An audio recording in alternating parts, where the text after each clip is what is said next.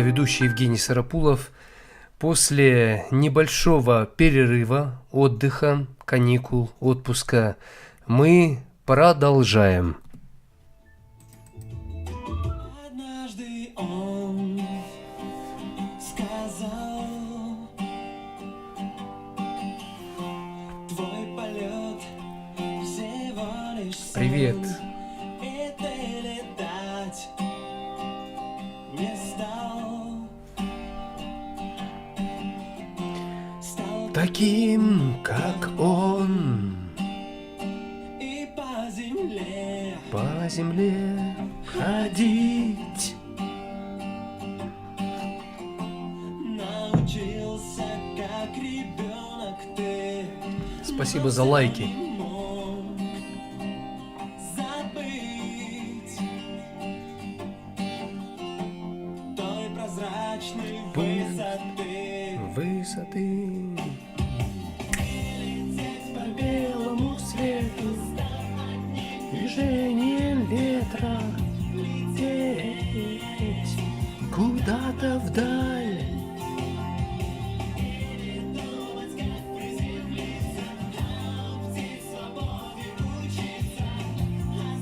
Интересно, у меня включено Wi-Fi или нет?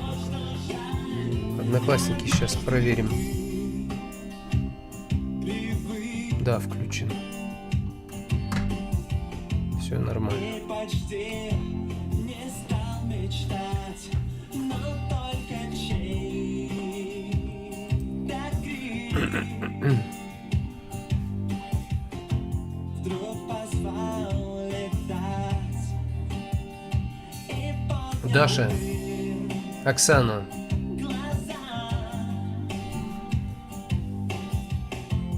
высоту, где голоса плывут, там люди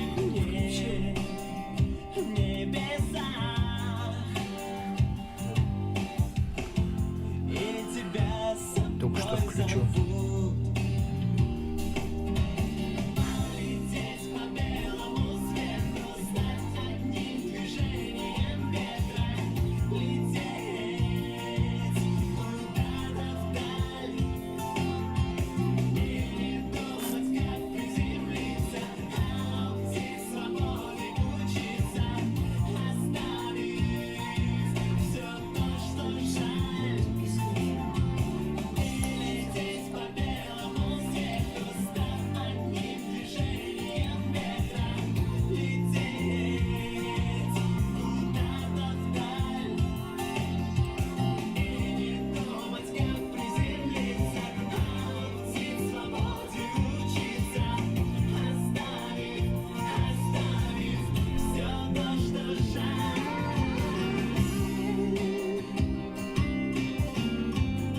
Так.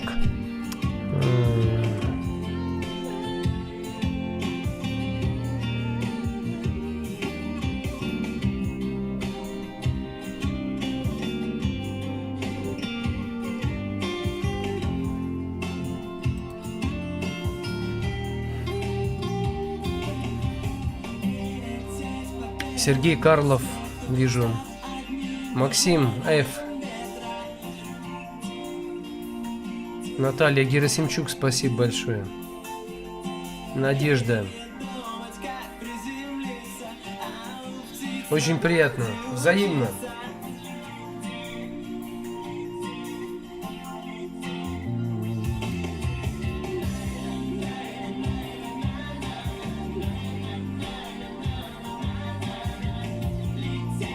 Мне жаль парня.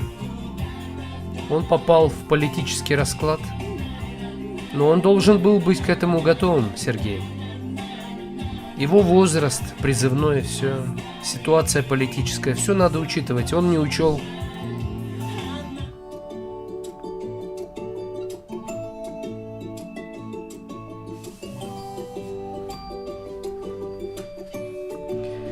Утренний эфир, день добрый, я ведущий Евгений Сарапулов. Как отдыхать, как достигать успеха, как радоваться жизни, когда кто-то страдает, кто-то погибает, у кого-то просто накрылось все, и И все просто, все ужасно, ужасно, ужасно.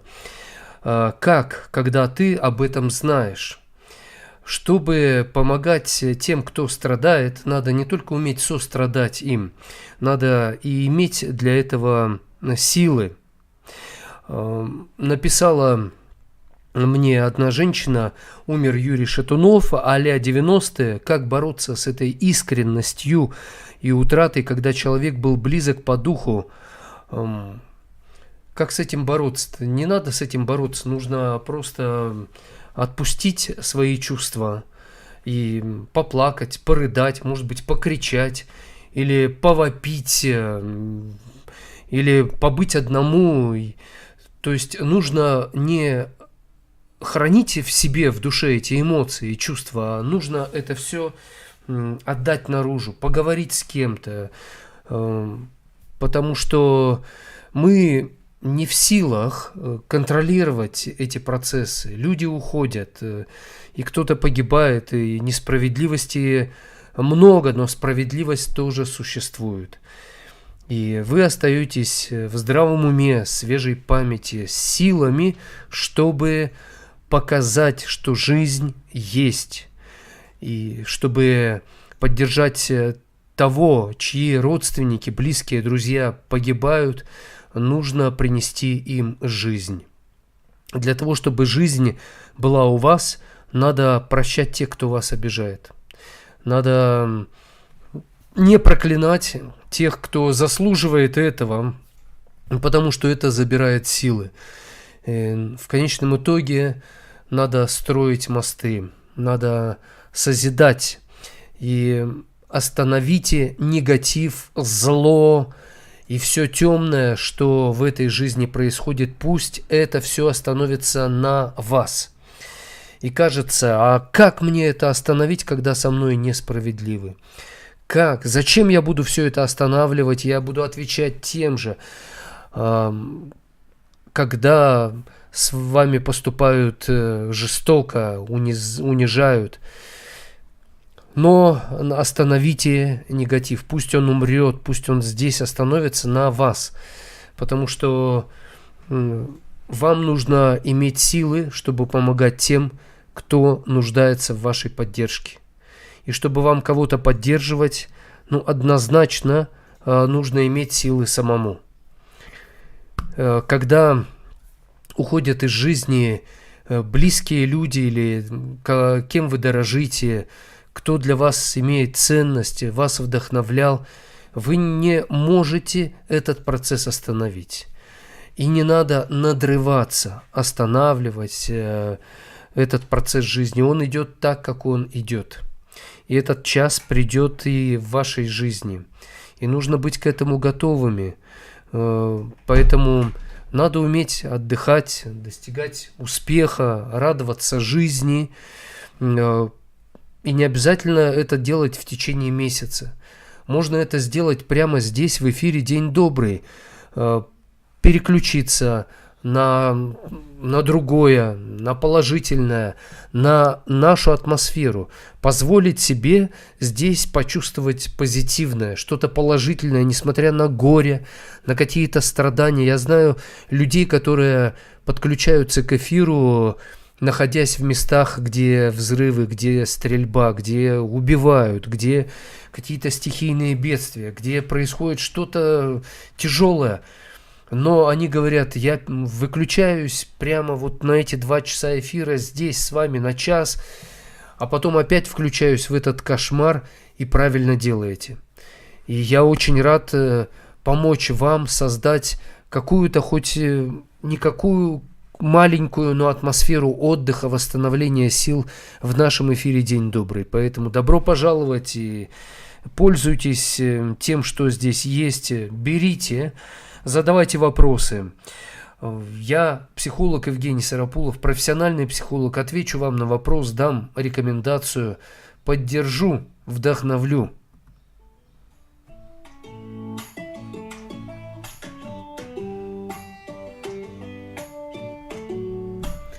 Надежда пишет: доброго ранку, Польша, город Люблин. Очень приятно и вам доброго ранку. Очень приятно. Надежда с нами. Евгений здоровается. Даша пишет: тяжело всем. Не всем тяжело в мире. Есть страны, где нет ничего такого трагического. У них стабильная жизнь. Есть люди, которым плевать на все. Они живут для себя. И им тоже не тяжело. Но им потом станет тяжело.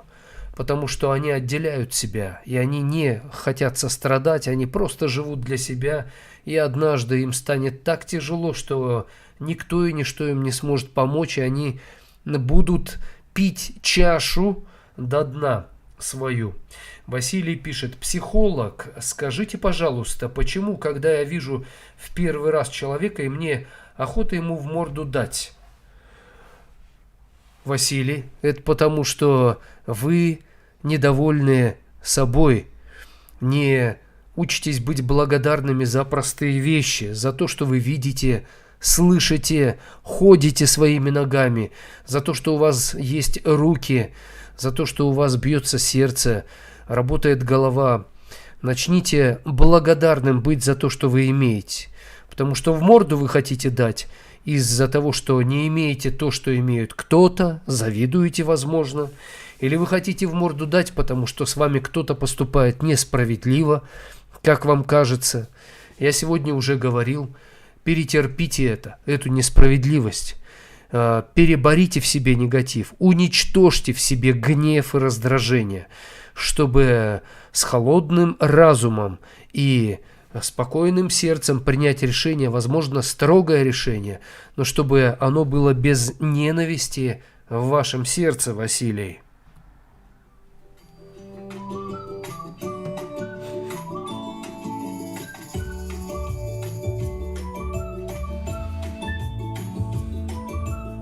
Елена, здравствуйте. Утренний эфир, день добрый.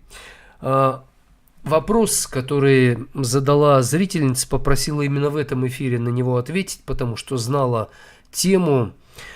Насколько важно быть бессердечной, когда так говорят, и вообще понятие бессердечность, что это такое? Если человек закрыт от боли и зла, значит бессердечен? Я помогаю лишь тем, кого чувствую сердцем, поэтому зло чаще проходит мимо. Но вопрос: одеть маску защиты — это разве плохо? Нет, это не плохо. Маска защиты, она нужна, и я тоже ее одеваю. И я не принимаю абсолютно всю боль, которую люди несут мне, потому что я должен сам быть способным помочь им. А если я приму всю их боль, Христос принял всю боль, да, но Он единственный из всех живших, живущих, кто был способен это сделать. Поэтому вам нужно брать на себя часть этих переживаний, которые приносят люди вам. Вам говорят, что вы бессердечная. Да, когда врач лечит человека и причиняет ему боль, его тоже, врача, можно назвать бессердечным, но он причиняет боль, чтобы вылечить тебя, спасти тебя от чего-то худшего. И тренер, да, он гоняет тебя и делает тебе неприятно, больно, потому что он знает, без этого ты не одержишь победу. Ты не сможешь стать успешным человеком. И поэтому он причиняет тебе боль и дискомфорт. Потому что он знает, ты с этим столкнешься. И ты должен быть сильным, уверенным. Поэтому он допускает боль. И он причиняет тебе этот дискомфорт. И за это нужно быть благодарным. Поэтому ты его можешь назвать бессердечным за то, что он так с тобой поступает. А у него большое сердце, потому что он видит твое будущее. И ты туда придешь, но будешь не способен воспользоваться этим будущим, потому что У тебя, оказывается, недостаточно ресурсов, способностей, сил. Поэтому сегодня он тебя тренирует, гоняет, как Сидорову козу, создает тебе проблемы, сложности. Тебе он кажется бессердечным. Ты умоляешь его: тренер, давайте остановимся. Он говорит: нет, надо еще. Когда я лечу зубы, мне кажется, ну хватит сверлить уже, ну все, вот там уже дискомфортно, больно. А врач сверлит, и ты думаешь, ну сколько можно, он что, издевается надо мной, бессердечный что ли?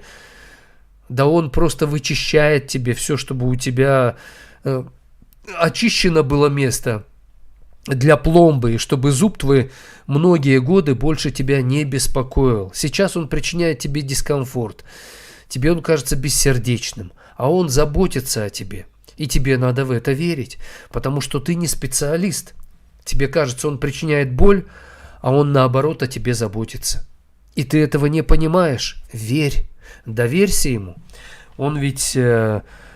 И когда ты ему доверяешься, веришь, он начинает чувствовать, что ты не против него, ты за него. Так, дамы и господа, меня зовут Евгений Сарапулов, и мы говорим на тему, как отдыхать, достигать успеха и радоваться жизни, когда кто-то страдает, когда кто-то погибает.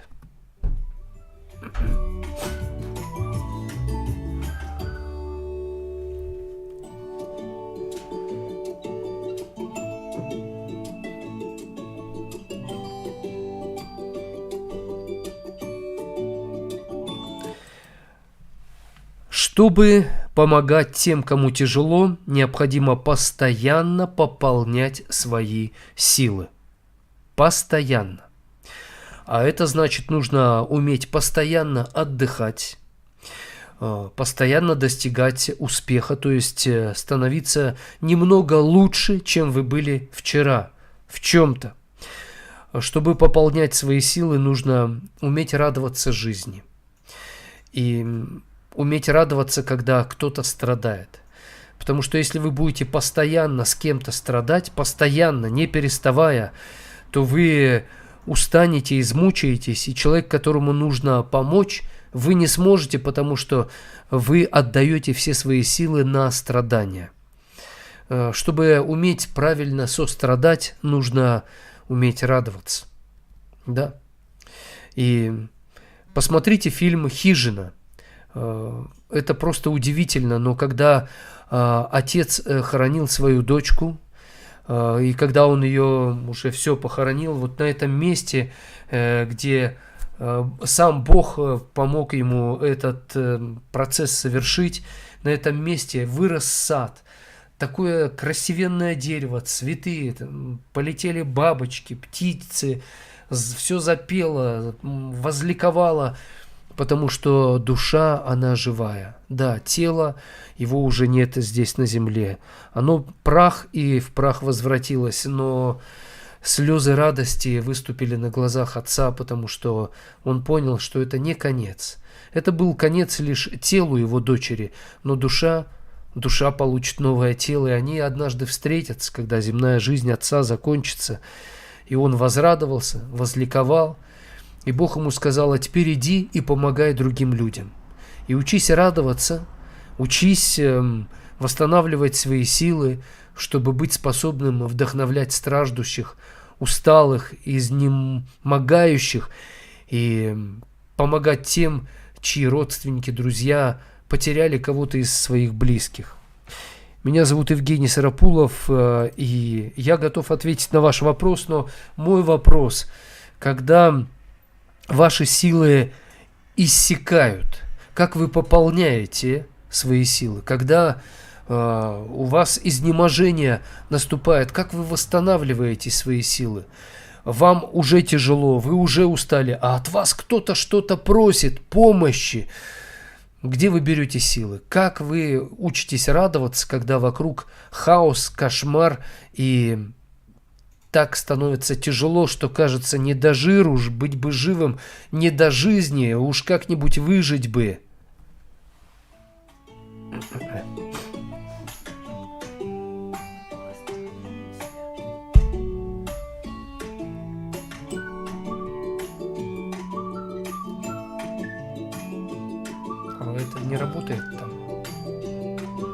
А, вот вроде работает.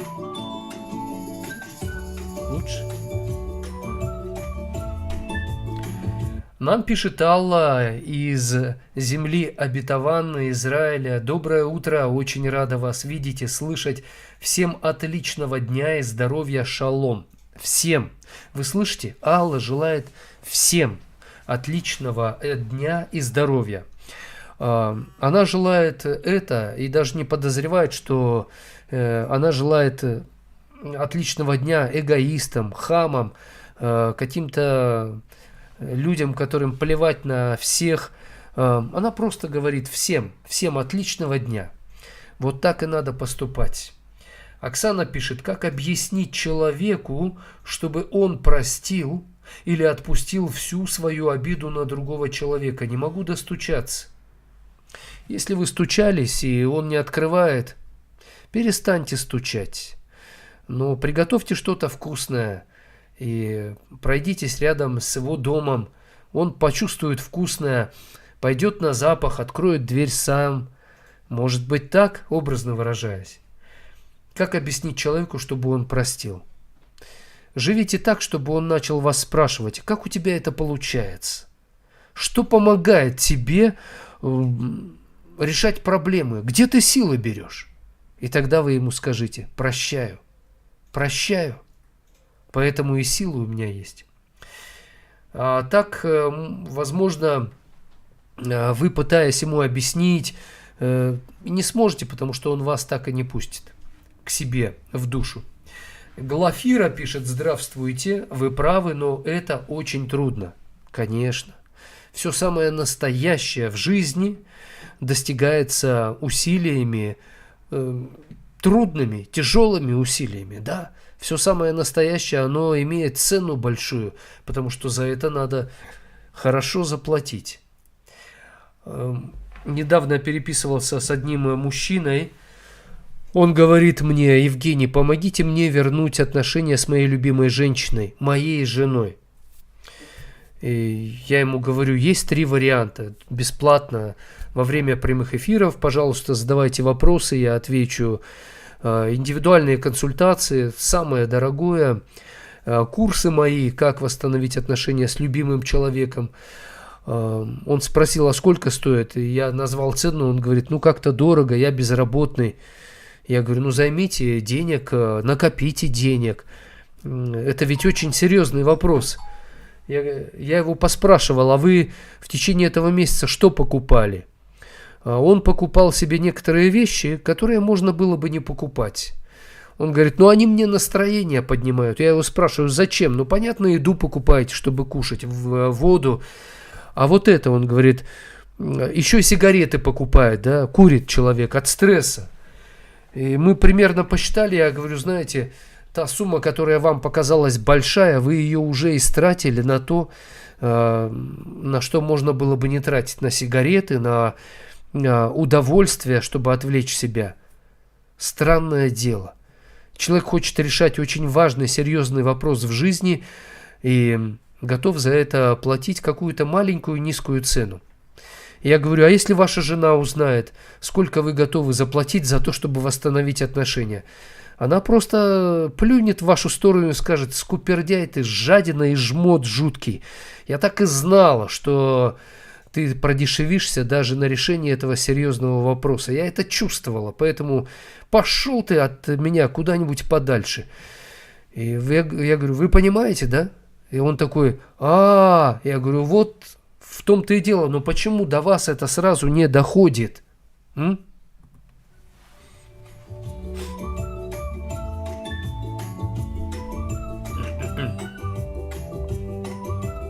Нам пишет Максим, многие великие люди умерли и еще умрут, это свойственно любому человеку, но то, что осталось после них, будет жить долго.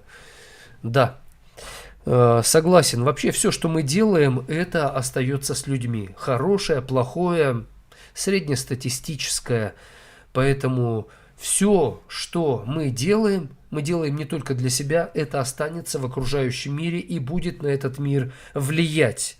И оно вернется либо к нам, А если мы уйдем из этой жизни земной, оно вернется к нашим детям, нашим внукам, поэтому следите за тем, что вы отдаете этому миру, что вы делаете, потому что все это возвращается.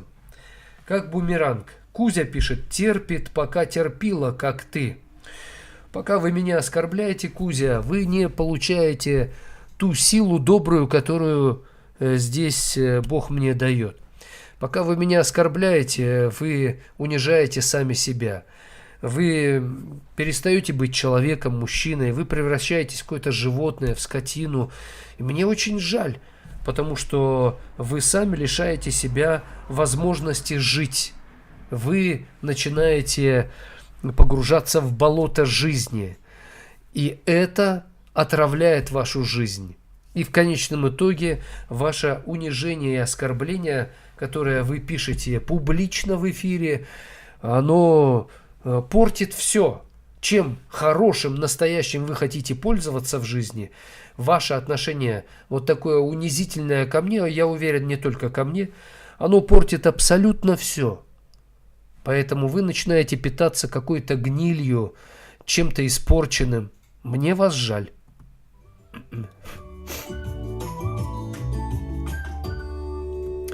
А Александра пишет: стоматологи все маньяки. И Александру мне тоже жаль. Она решила просто потроллить нас. На самом деле, совершив эту глупость, она и столкнется с глупостью по отношению к себе. Но будет это намного неприятнее, чем это сейчас она сделала, Александра. Лена пишет: не, пусть сверлит, нужно лечить запущенное. О, это хорошо. Светлана пишет: доброе утро, мне нужна помощь психолога. Индивидуальная консультация возможна? Возможно, Светлана. Это будет стоить недешево, но, конечно, это возможно. Пишите личное сообщение мне. Александра пишет, это та, которая назвала стоматологов маньяками. Стоматологи разрушают зубы хуже кариеса. Они разрушают, нет, они реставрируют. То есть они что-то разрушают, чтобы сделать крепким, надежным. Они как реставраторы.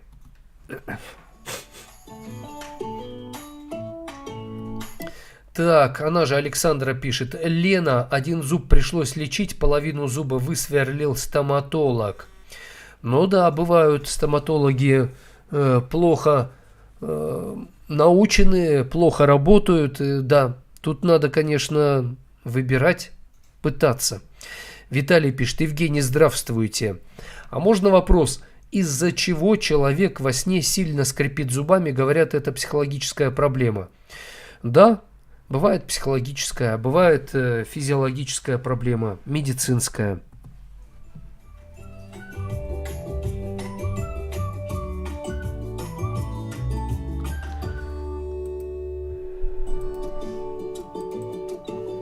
У нас небольшой перерыв, музыкальная пауза.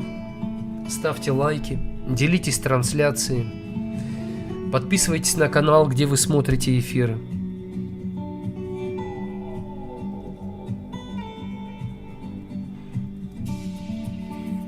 Я пока отожмусь. Болел, но, слава богу, выздоровел и начинаю восстанавливаться.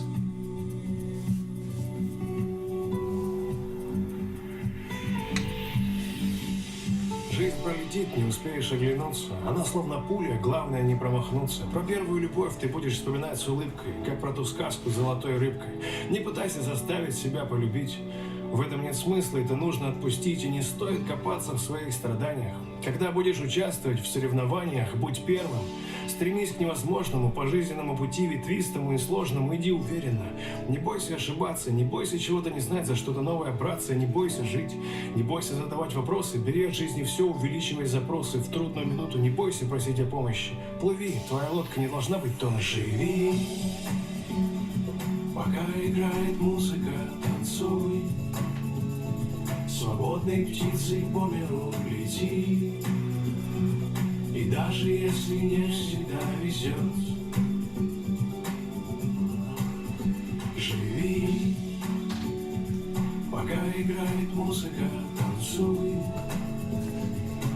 Свободной птицей по миру летит. И даже если не всегда везет, нам, взрослым, всегда чего-то не хватает. Плохо, что снег, плохо, что он тает, плохо, что в небе журавли. Спасибо за лайки. Наша жизнь словно одна и та же страница. Взрослые сознательно предают друг друга, а детям рассказывают про пользу ближнего круга. В спорах между собой не признавая вину, это взрослые, не дети могут развязать войну. Цени момент, никогда не бывает вечным. Все, что нам кажется бесконечным. Жизнь короткая, будь счастливым, будь верным другом, будь терпеливым. Если любишь, то скажи об этом. Поделись с близкими своим счастливым билетом. Старайся играть честно в игры, в которые играешь. И не думай, что если взрослый, то все про жизнь знаешь. Пока играет музыка, танцуй. Свободной птицей по небу лети. И даже если не всегда везет, живи. Пока играет музыка, танцуй. Свободной птицей по миру лети. И даже если не всегда везет,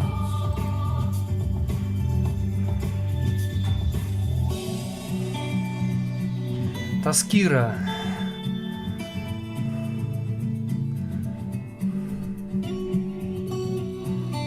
О, Наталья, привет. Мы вас ждем во втором часе.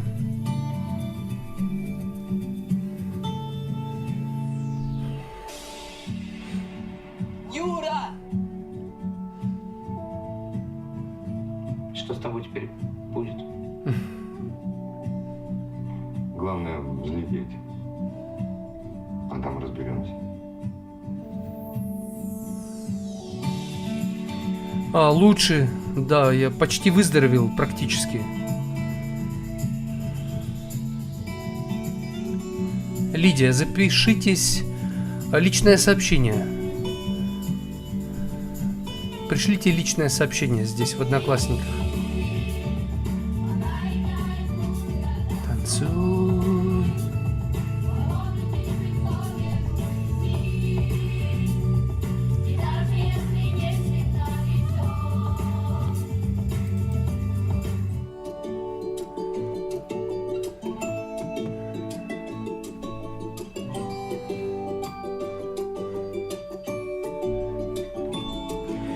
Прямой эфир, день добрый. Говорим о ситуации, как отдыхать, радоваться жизни, достигать успеха, когда кто-то страдает и даже погибает. Чтобы помогать тем, кто выживает рядом, с кем смерть, им не нужна твоя смерть, им нужна твоя жизнь. Значит, тебе важно уметь жить, а не чахнуть и сохнуть, понимаешь? Людям, которым смерть дышит в лицо, им не нужна твоя смерть, им нужна твоя жизнь. Надо понимать, что у каждого свой крест, своя судьба, свой путь, и нет надобности нести чужой крест, тебе надо нести свой. Помогать переносить другим тяготы, да, необходимо, но не постоянно, а какое-то время. Поэтому носите бремена друг друга, но каждый понесет и каждый должен нести свое бремя сам. Поэтому, чтобы помогать другим, нужно уметь помогать себе. Чтобы помочь другому нести его крест, то есть его тяготы судьбы, надо уметь свои проблемы решать. Порой человек не умеет свои проблемы решать, но бежит, помогает кому-то. Вот так оно бывает. И надо помнить, что Бог не дает сверхсил. В это трудно поверить бывает, но в это стоит научиться верить, чтобы понимать, что то, что на тебя свалилось, это не сверхсил. Ты сможешь это выдержать, в это нужно верить.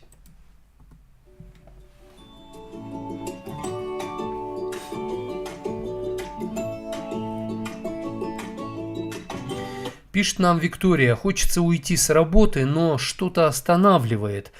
Сил уже нет там работать. Как собраться, чтобы уволиться?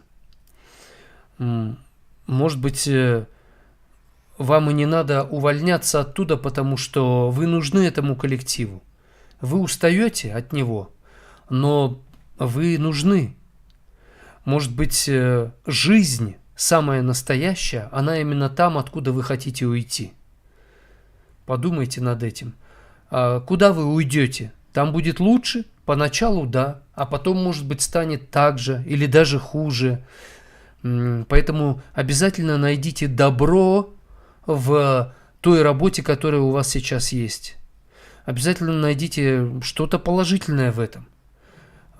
У вас нет сил там работать. Сейчас нет сил, а потом появятся. На самом деле, мне кажется, у вас нет желания там работать. Силы есть, но желания нет. Вы устали от чего-то. От отношения начальника к вам или от рутины, которую вам приходится выполнять. Надо научиться работать так, чтобы отдыхать.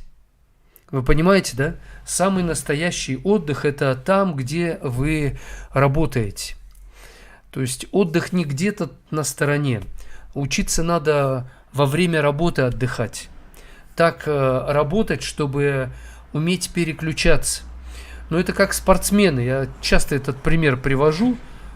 Спортсмен бежит или пловец плывет.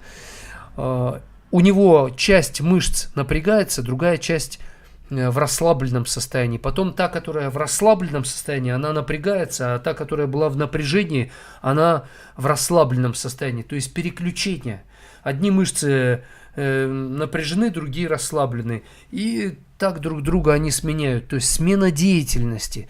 Вам нужно научиться восстанавливать свои силы там, внутри, в эпицентре, где вам кажется не вмочь, и уже никак, и уже совсем плохо. Я готов вас этому научить. Марина пишет. Слушаю музыку, пою мою любимую песню. Когда тяжело, как восстанавливается Марина? Слушает музыку. Отлично. Сталкер пишет. Мне помогает музыка и видеоигры, хорошие комедийные фильмы и теперь твои эфиры. Ого, Сталкер. Это очень приятно.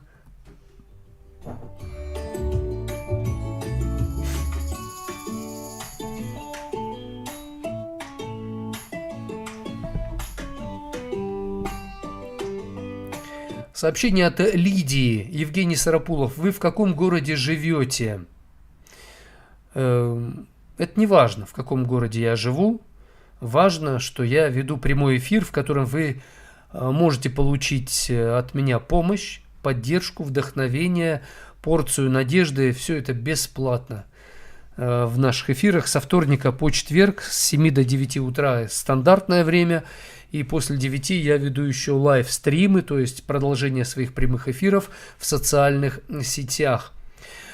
Я провожу, кстати, консультации, Лидия. Вы задали мне вопрос, возможно, потому что хотите записаться на консультацию, я удаленно провожу. Удаленно, то есть через Skype, Viber, Telegram, WhatsApp, в видео или в аудиорежиме. Марина пишет, вообще можно и без денег жить счастливо с мужем, и все будет хорошо, и быть счастливым. Марина, можно, но без денег вы счастливой не будете. Деньги нужны, чтобы покупать еду, покупать одежду.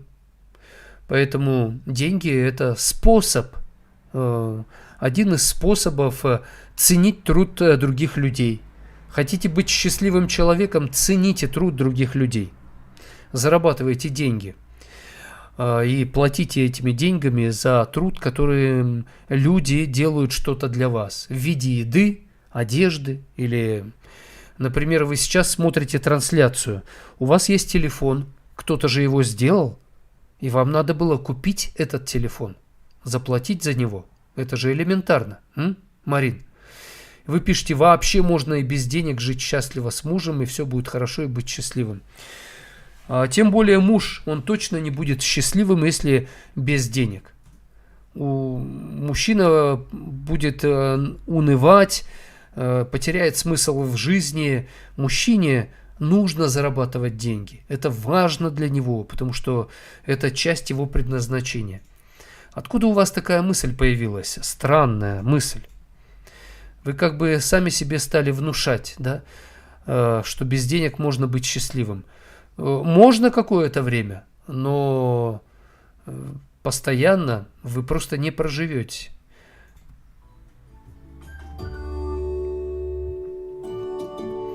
Пишет Елена, что посеет человек, то и пожнет, ведь чем наполнено наше сердце, то оно и изливает. Согласен. СХ пишет, когда меня сильно обидели, отомстить, чтобы легче стало или нет? Простить, чтобы выбрать правильную реакцию, возможно, реакцию строгую, но без оскорбления и унижения. Таскира пишет, мне дает силы, когда я представляю себя на месте того человека, когда хуже, чем мне и остальным. Да, это работает, кстати.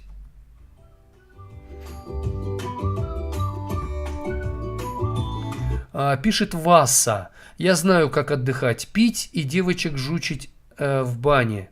Васа – это такая блевотная, отвратительная мысль. И вы это высказали, потому что это позор для вашей семьи. И вам не стыдно за это. Вы это говорите публично, пишете. Вы хотите, чтобы это люди слышали, знали. И это стыд и позор вы не чувствуете. Это означает, что вы потеряли контакт с реальностью. И однажды, когда вам захочется настоящую любовь, настоящую жизнь, что-то настоящее, вы этого не получите. Потому что сейчас вы это топчете, плюете в сторону всего настоящего. Своим отношением, поганым, мерзким, гадким отношением к женщинам и к способу отдыхать. Наталья пишет, Евгений, искренне благодарю за то, что дали понять многие вещи. Храни вас Господь, очень важно иметь такого духовного друга, ценно. Она же пишет... И спасибо, да, Наталья, большое вам. Пишет Татьяна, вы интересный мужчина. Сначала думала, ботаник какой-то. Сейчас поняла, вы супер. То есть, Татьяна, вы меня как бы раскусили, да? Я вначале оказался для вас какой-то странный на вкус, горьковатый, противный даже, а потом оказался полезный, и вы распробовали вкус. Вот так и надо.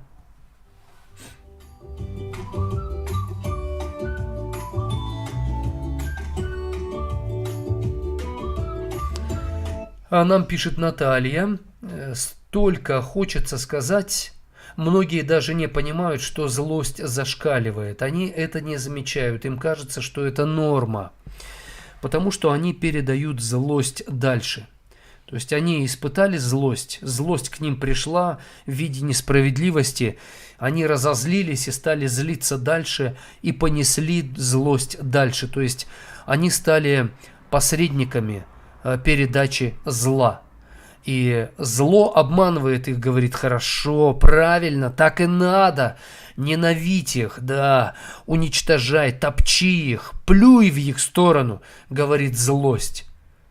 И человек испытывает удовольствие, делая зло, а на самом деле теряет добро, теряет счастье, теряет все настоящее. И однажды вдруг понимает, что он ничего настоящего не имеет. Зло своровало у него все и оставило в одиночестве. Глафира пишет, вы почти всегда грустный.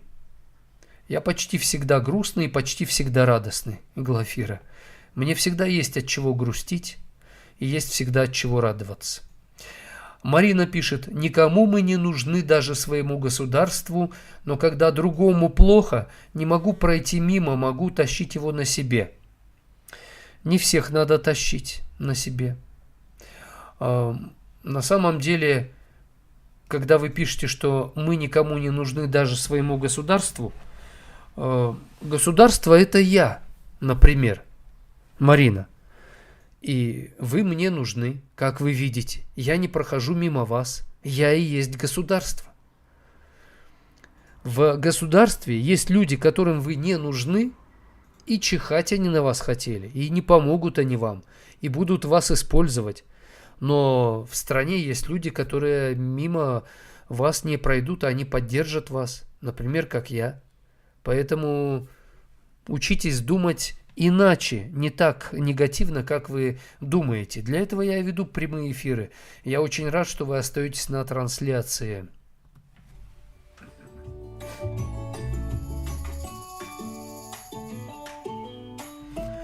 Максим пишет: Симон Кириньянин нес крест за Иисусом по дороге на Голгофу, но он не мог умереть вместо него. Да. При этом крест нес Симон Кириньянин короткий промежуток времени. Он не нес этот крест всю жизнь.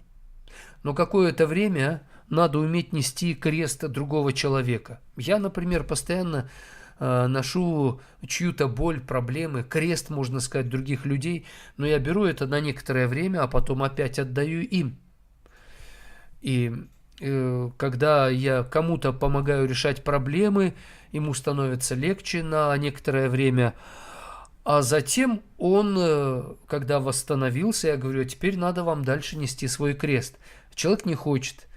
Я говорю: надо, потому что тогда вы почувствуете себя счастливым. Не тогда, когда вам стало легче, вы будете счастливым, а когда вы будете нести ту ответственность, которая на вас возложена. Я просто помогаю вам нести эту ответственность, но за вас я ее нести не буду.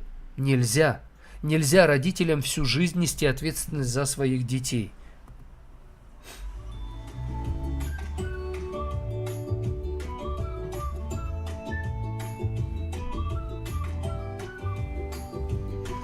И Максим еще написал: я жаловался на дырявый кроссовок, пока не увидел человека без ног, а он играл на гармошке и улыбался.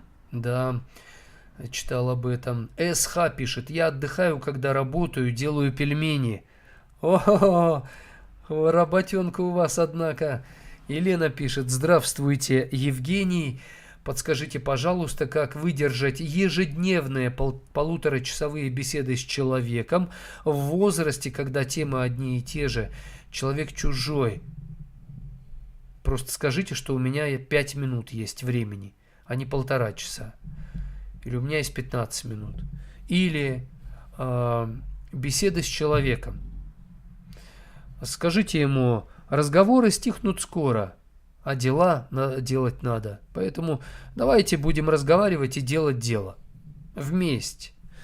Если вы не будете делать дело, разговаривать не буду. Не вижу смысла. Ну, например, пишет Елена: ваши трансляции вдохновляют, и мудрые советы на основании психологии Священного Писания очень интересны и полезны, дают спокойствие. Очень рада, что вы выздоровели и снова в эфире, столь полезном для нас. Спасибо вам большое, рад вдохновлять. Это мое призвание, я исполняю это как свой долг. В том числе Анна пишет: хочешь, не хочешь, надо, мой девиз по жизни. Да, согласен. Но слово «надо» не всегда работает эффективно, поэтому уметь делать, потому что надо, это хорошо. Но надо научиться с желанием делать. Просто хочу и делаю. А бывает не хочу, но надо, поэтому делаю. А иногда не хочу, и это не надо делать. И я не делаю. Спасибо большое всем за внимание. Мы уходим во втором часе. Поговорим на тему искренность, плюсы и минусы. Как помогать другим переносить страдания, чтобы самому не иссякнуть и не ослабеть настолько, что и себе не поможешь, и другим не будешь в состоянии помочь. Мой вопрос вам. Прошу прощения.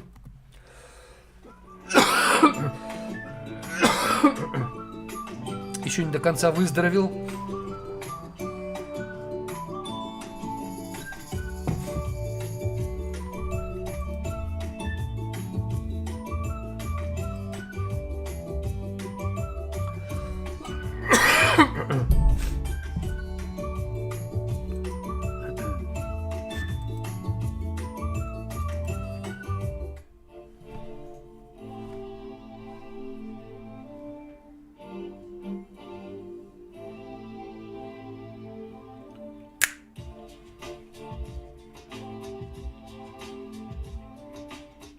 Суматоха. Хей! Суматоха, грохот, радио, Всем плохо. всюду Палево. Человек окружен миражом, галдежом, повсеместным чужим багажом. Ничего не Спасибо, понять, Максим. То ли радоваться, то ли рыдать. Невозможно принять этого потока гнилой информации, который враг отравляет мою нацию. Всё так, что не поймешь никак, кто тебе ближний, кто тебе враг. Говорит президент про кризис, финансовый кризис. Телевизор выключись. Без любви нам не выжить никак. Она как моя среди мрака флаг, это так. Без нее лишь безумие и тоска современного человека. Даже самые лучшие качества Без любви ничто, без любви, о! даже если я скуплю все начисто, Без любви все ничто, что? Даже самые лучшие качества, без любви ничто, без любви, о! даже если я скуплю все начисто, Без любви все ничто. что? Я был обязанным и исполнительным. Без любви я стал раздражительным. Я был справедливым и строгим. Без любви я стал жестоким. Я был алчущий правды, братан. Без любви я стал критиком. Я был воспитанным, а не диким. Без любви я стал двуликим. Он без любви сделал меня хитрым, чтобы поспевать за общим алгоритмом. Изловчиться, под себя подгребсти. Он оказался сильнее совести. Он подсказал, что надо быть приветливым, улыбчивым, хорошим, вежливым, а стал лицемером. О, без любви, потому что Даже самые Лучшее качество. без любви ничто, без любви, о, даже если я скуплю все начисто, без любви все ничто, что? Даже самые лучшие качества, без любви ничто, без любви, о, даже если я скуплю все начисто, без любви все ничто. что? Вера в демократию, идеи гуманизма без любви доведет до фанатизма. Вера в то, что справедливо льется кровь, распинала на кресте любовь. Стремление к корыстному превосходству без любви доведет всех до скотства. Дай ему власть, он станет насильником, компетентным, неуступчивым критиком. Богатство сделает жадным, глухим к другим, таким неприятным. Честь и достоинство извратятся, Высокомерием и понтом обратятся. Так дано много, так легка трата. возлюби Бога, Полюби брата, так уж Всевышний создал. мы люди. Никогда дышим, а пока любим.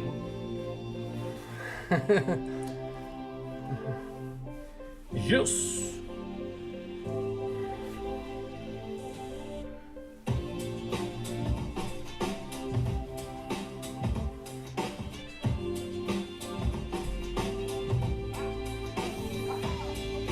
Даже самые Лучшее качество. Без любви ничто, без любви, о, даже если я скуплю все начисто, без любви все ничто, что? Наталья. Самые лучшие качества, без любви ничто, без любви, Комба-бак поет. я скуплю все Комба-бак. все ничто. Yeah.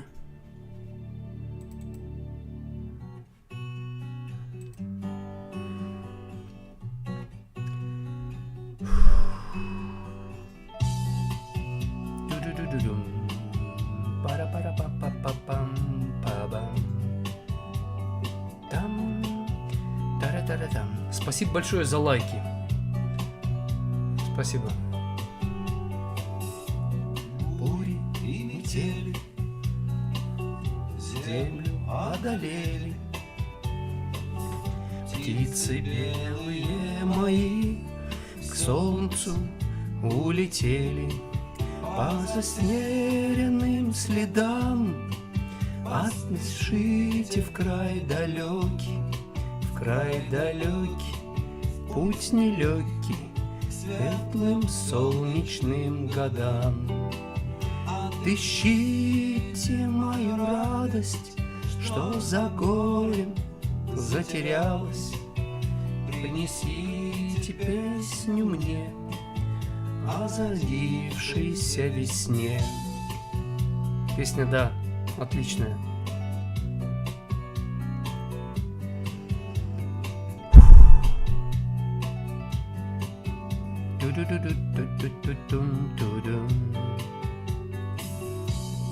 Разыщите лучик, что закрыли тучи, и родник живой воды напоить сады.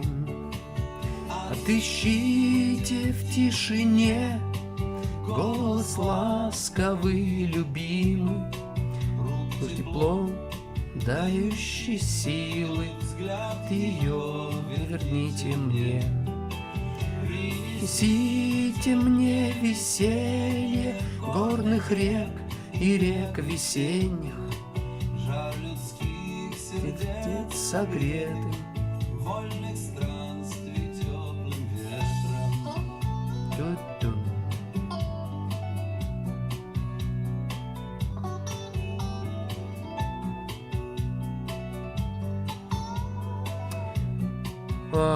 Чувствую хорошо, но еще лечусь.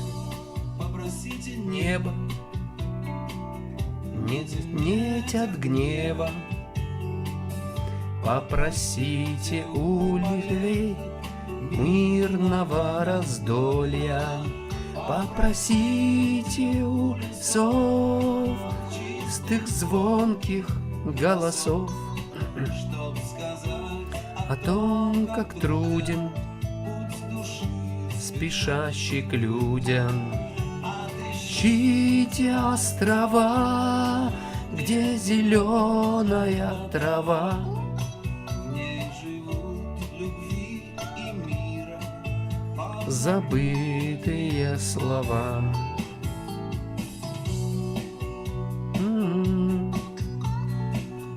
Тарарам-тарарам, тарарам-та-дай-дарам, ду-ду-ду-ду-ду. Попросите у лесов чистых звонких голосов, чтоб сказать о том, как труден путь души спешащих к людям. Отыщите острова, где зеленая трава, в ней живут любви и мира позабытые слова. Отыщите острова, где зеленая трава, в ней живут любви и мира позабытые слова.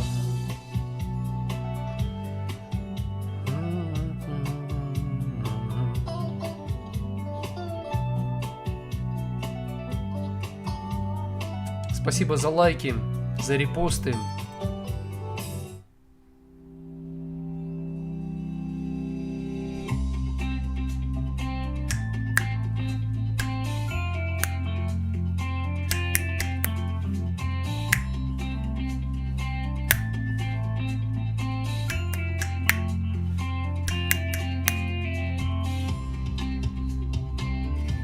Запись можно отключить.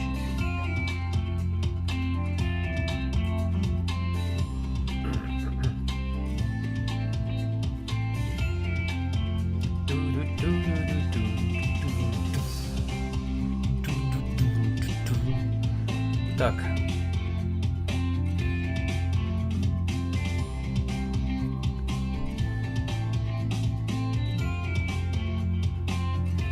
Ровно же 8 можно начинать. Или попозже? Позже надо.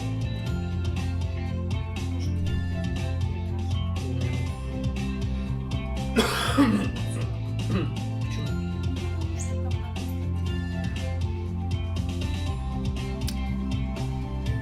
по правилам.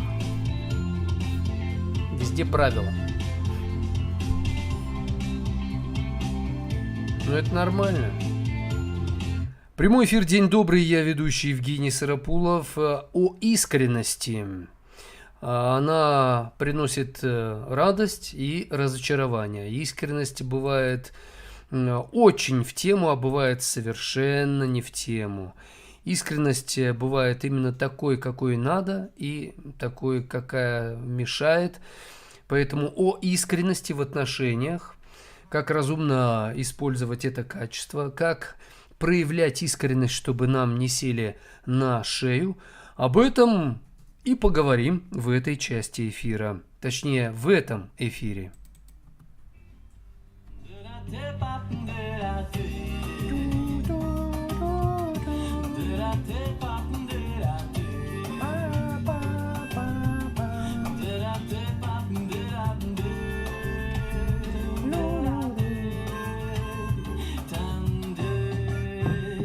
Если я плачу, значит так надо.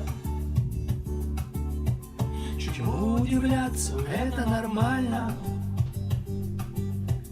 Ведь я же не робот, ты не камень.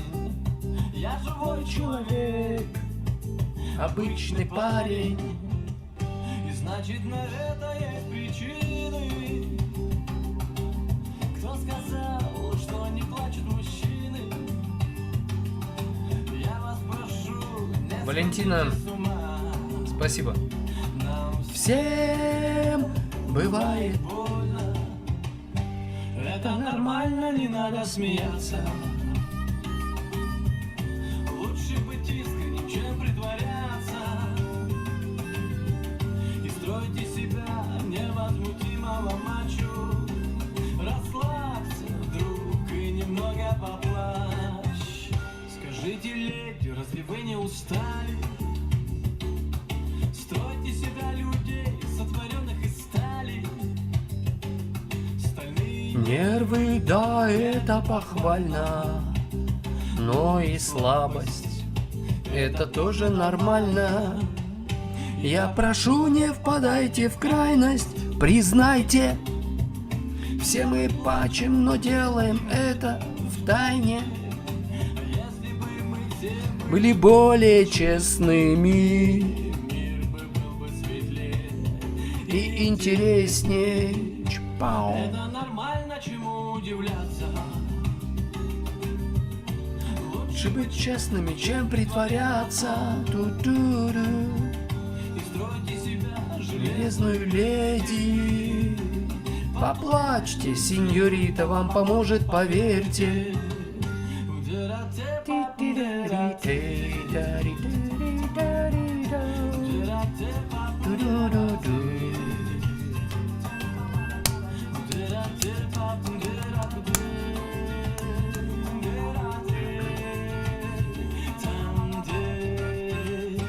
Это нормально, не надо смеяться.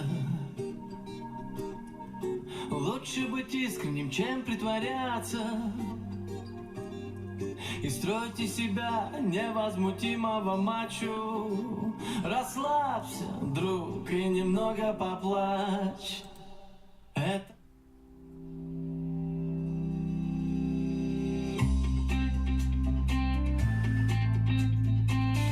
А лучше быть искренним, чем притворяться. Об этом пела группа Vector 5. Меня спрашивают, кто поет. Группа Vector 5. Мы говорим о искренности. Плюсы и минусы искренности.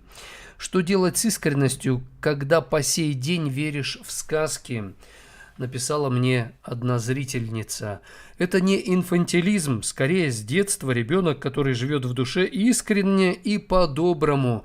Пишет вам мама троих детей, муж старше на 20 лет и все дети от одного мужчины. По сей день веришь в сказки. Но главное это в сказке ложь давнее набег добрым молодцам урок. Главное урок извлечь из сказки, подходящий для жизни. А так в сказку верить стоит. И иногда сказка становится реальностью. Порой мы верим в сказку, и потом превращаем ее в реальность. А иногда сказка остается сказкой. Главное различать это все. Вот это важно. Искренность бывает вредна. Она мешает в отношениях. Люди пользуются этим. А бывает, что твоя искренность, она наоборот вдохновляет людей и помогает им поверить, что есть в жизни что-то простое, бесхитростное, и это обладает невероятной силой. Искренность бывает наивной и разумной. Искренность бывает как любопытство. Главное, чтобы это любопытство не превращалось в глупость. Да? Как говорят, любопытные Варваре на базаре нос оторвали. Поэтому любопытствовать надо осторожно. Не совать нос не туда, куда не надо. А как понять, куда надо, а куда не надо? Вот как вы в жизни искренне проявляете любопытство. При этом как вы определяете, куда совать нос можно, а куда нельзя?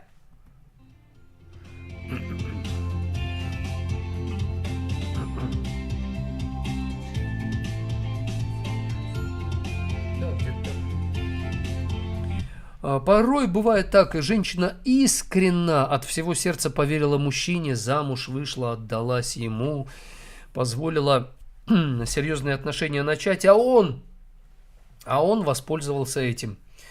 Тогда искренность, она, получается, тебя подставила. Нет, просто ты неправильно воспользовалась искренностью.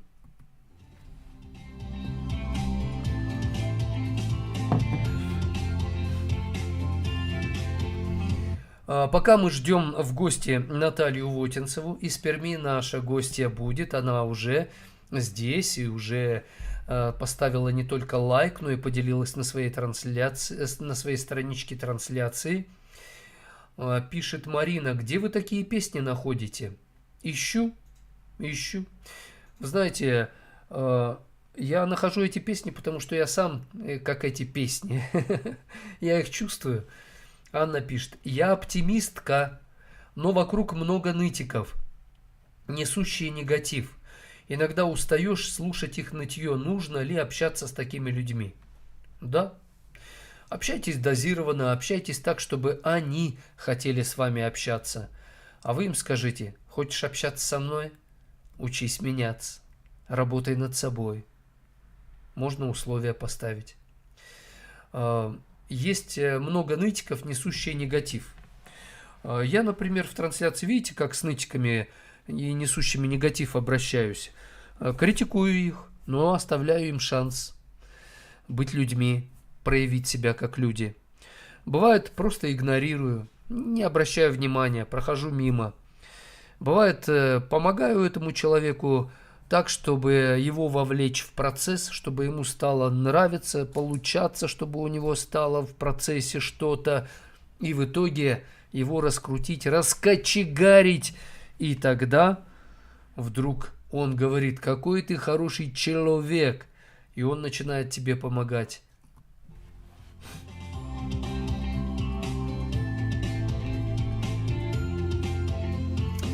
В моих трансляциях были люди, которые меня троллили. Прошло время, месяцы, годы порой. Они мне пишут: Евгений, помните, я вас троллил? А я, бывает, и не помню. А человек пишет: а теперь я помогаю вам с троллями. Я знаю, как с ними быть. Я помогу вам вести эфиры. О, вот так это работает. Так, пишет Светуляна: в чем смысл жизни?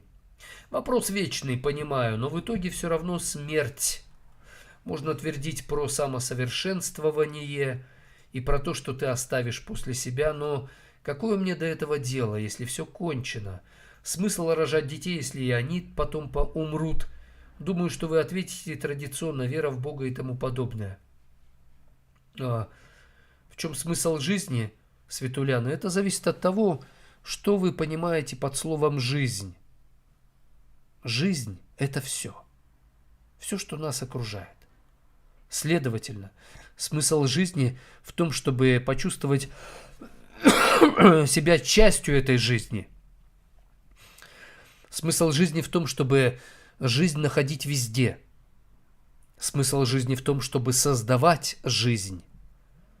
А если речь идет о смерти, умирает тело, но душа не умирает.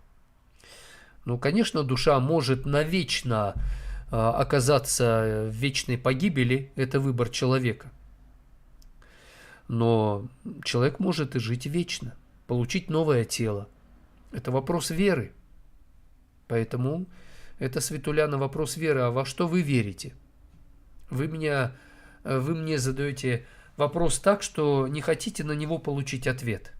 Потому что вы для себя уже сказали, смысла нет. И кто бы что бы мне ни говорил, смысла нет. Но вы вопрос все равно мне задаете. Хотя уже не готовы получить ответ на поставленный вопрос. Потому что вы на него уже себе ответили. То есть у вас раздвоение личности. Одна часть личности, она обреченно думает, фатальное отношение к жизни.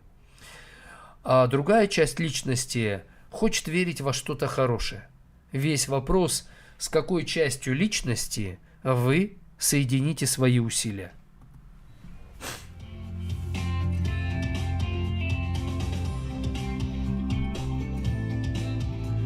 Пишет Анна, наш психолог зарядился утренней зарядкой, песни он поет в эфире, оптимизм нам придает. На стихотворение похоже. Спасибо. Марина пишет, если бы верили в совершенствование души и исправление кармических узлов, не спрашивали бы о смысле жизни. Я, знаете, насчет кармических узлов очень скептично отношусь. Я верю в Творца. Есть Вселенная, которую создал Творец. Надо верить не во Вселенную, а в Творца. Верить не в звезды, а в того, кто создал эти звезды. Пишет Татьяна, подскажите, как восстановить отношения с дочерью? Она от меня отказалась, я квартиру мамину продала, деньги ей отдала, теперь не нужна ей. А зачем вы ей отдали деньги? Мне кажется, вы поступили неразумно. То есть вы пытались ее купить. Вы и так видели, ну или чувствовали, что что-то не то с ней. И отдали деньги. Нельзя давать человеку деньги, когда его душевное состояние в неправильном, оно неправильное. Как восстановить отношения с дочерью, если она от вас отказалась?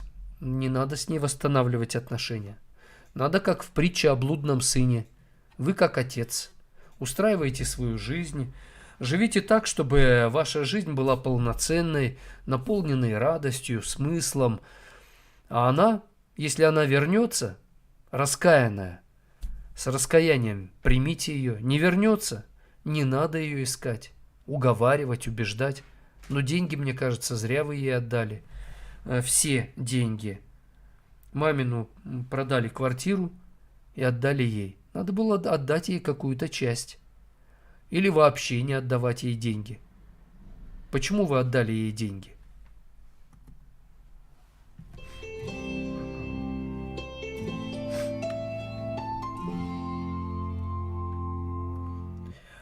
Пишет Владимир, мир вам, Евгений, как научиться на работе расслабляться морально и душевно. Во-первых, говорить, что работа – это возможность для вас, шанс. Работа, она за вас, она на вашей стороне. Работодатель может создавать вам неудобные условия работы, не доплачивать вам, не ценить ваш труд. Но сама по себе работа – это хорошо. Как научиться на работе расслабляться? Научиться не перенапрягаться. Научиться не быть постоянно в напряжении. То есть во время работы вы можете где-то расслабиться. Где и как? Этому надо научиться. Я не знаю, чем вы занимаетесь, что у вас за работа. Но, например, я когда веду эфир, я же не постоянно веду себя именно как психолог. Я, бывает, переключаюсь на человека. Или на мужчину. Или на ведущего. Шоумен. И переключаюсь, и это не основные мои роли в эфире. но эти роли помогают мне расслабиться, как бы передышку сделать. И мне становится полегче, и потом раз опять я включаюсь в свой стандартный статус профессионального психолога. Понимаете, о чем я? Ждем.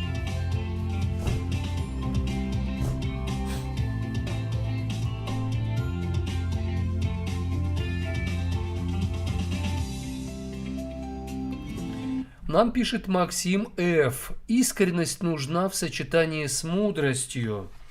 О, да, я с этим абсолютно согласен. Искренность без мудрости, она становится наивной. А наивностью пользуются, знаете, так бессердечно, беззастенчиво. Вот и Наталья с нами. Здравствуйте. Здравствуйте. Как меня слышно? Очень хорошо. Голос ваш ясен, звонок чист. Спасибо. Как и вы цветете и благоухаете. Но ведь плачете иногда, а, Наталья, признайтесь. Ну как же, я же человек, естественно. О, вот о чем и речь. Я человек, Наталья тоже человек, хотя мы оба такие все из себя кандидаты наук, но мы человеки, поэтому нам хорошо друг с другом. Вы согласны, что искренность без мудрости, она становится наивной? Да, и опасной, наверное. И опасной. А для кого? В принципе, наверное, можно найти и у тех опасность, потому что вы уже сказали в эфире, что человек, который искренний, он может обманываться, вот эта наивность, да? А те люди, которые, так скажем, со стороны, они могут пользоваться этой искренностью, тоже не во благо, скажем, как для этого человека, так и для себя. Следовательно, нужно правильно применять искренность или правильно проявлять ее. Как это делать? Ну, наверное, одного рецепта нет. Может, какие-то определенные, не знаю, вектор какой-нибудь, да? Искренность — это же не совсем там безбашенность. Да. Это же тоже мера ответственности. А вашей искренностью пользовались? Много раз. А вы позволяли пользоваться или просто вы, ну, как бы надеялись, что искренность, она впечатлит, она покорит, она... Это же такая золотая монета жизни, да?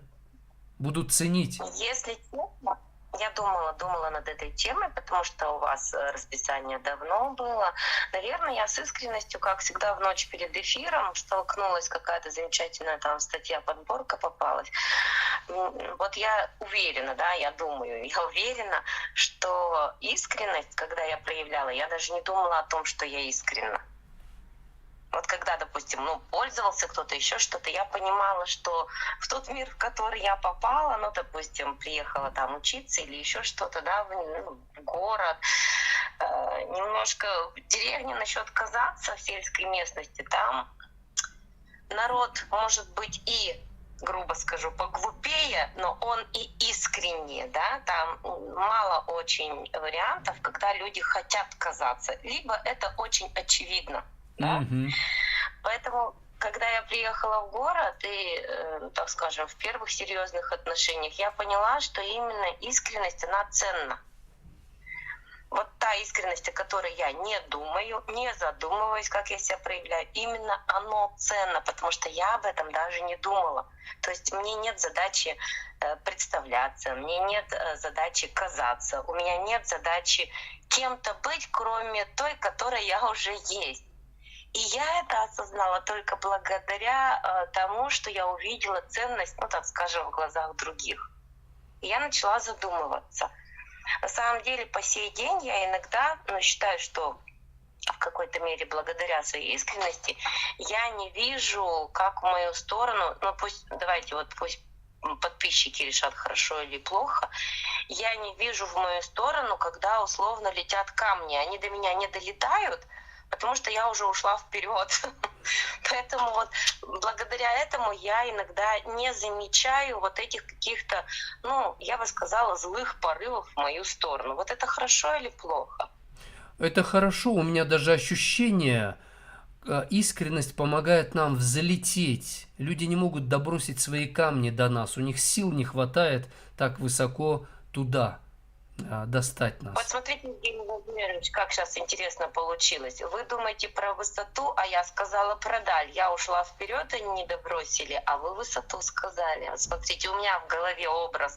Вперед ушла, не добросили, длина, а у вас высота. Как мы по-разному понимаем. Да, и главная мысль, что и там нас не достать. Вот я думаю, что это вот, ну как, плюс или минус? Как вот расценить? Это плюс все-таки или минус? Что скажут на это вот наши А вот зрители? искренность в этом и безопасна, если правильная искренность. И когда мы на этом расстоянии, ведь все равно с высоты мы потом приземляемся, вдаль уходим, мы где-то останавливаемся, позволяем нас догнать и встретиться, но искренность, она продумывает, как организовать эту встречу, где и как пообщаться, поговорить. Вот вы были искренны и доверились мужчине, с которым потом разошлись. Получается, что искренность, она вроде бы должна нам, как луч света, просвещать тьму, так сказать, темные закоулки души, но она вроде бы как подставляет нас. Получается так, да? Знаете, вот в данном случае я думаю, что как искренне обманулся, так искренне и осознал обманутость. Ведь многие не хотят признать в том, что это они. Это они обманулись, это они хотели быть обманутыми. Это же очень сложно, знаю по себе. То есть искренне признать, что ты был наивно искренним, да? То есть ты возлагал надежды на человека, который, он действительно, ну, как это сказать, и должен, и не должен. С одной стороны, он должен берет на себя обязательства, с другой стороны, все мы люди... Алло, слышно меня? Да, очень хорошо слышно, все нормально, да. Хорошо, просто у меня тут на экране что-то погасло. Человек — существо несовершенное, он же может подвести этот человек. То есть, по сути, вот в этом вот, по большому счету, ну, ни в ком нельзя быть уверенным, поэтому надо быть уверенным именно в себе, что ты, если уж где-то допустил, и сам тоже, да, и другому человеку быть, ну, не таким, как ты ожидал. Сама фраза, да, уже говорит, что ты возлагал надежды на человека, который их не оправдал. Так скажем, не воплотил. Да, не оправдал, да. То есть это же тоже твои. А вам было трудно признаться себе, что ваша искренность оказалась такой наивной? Очень. Очень.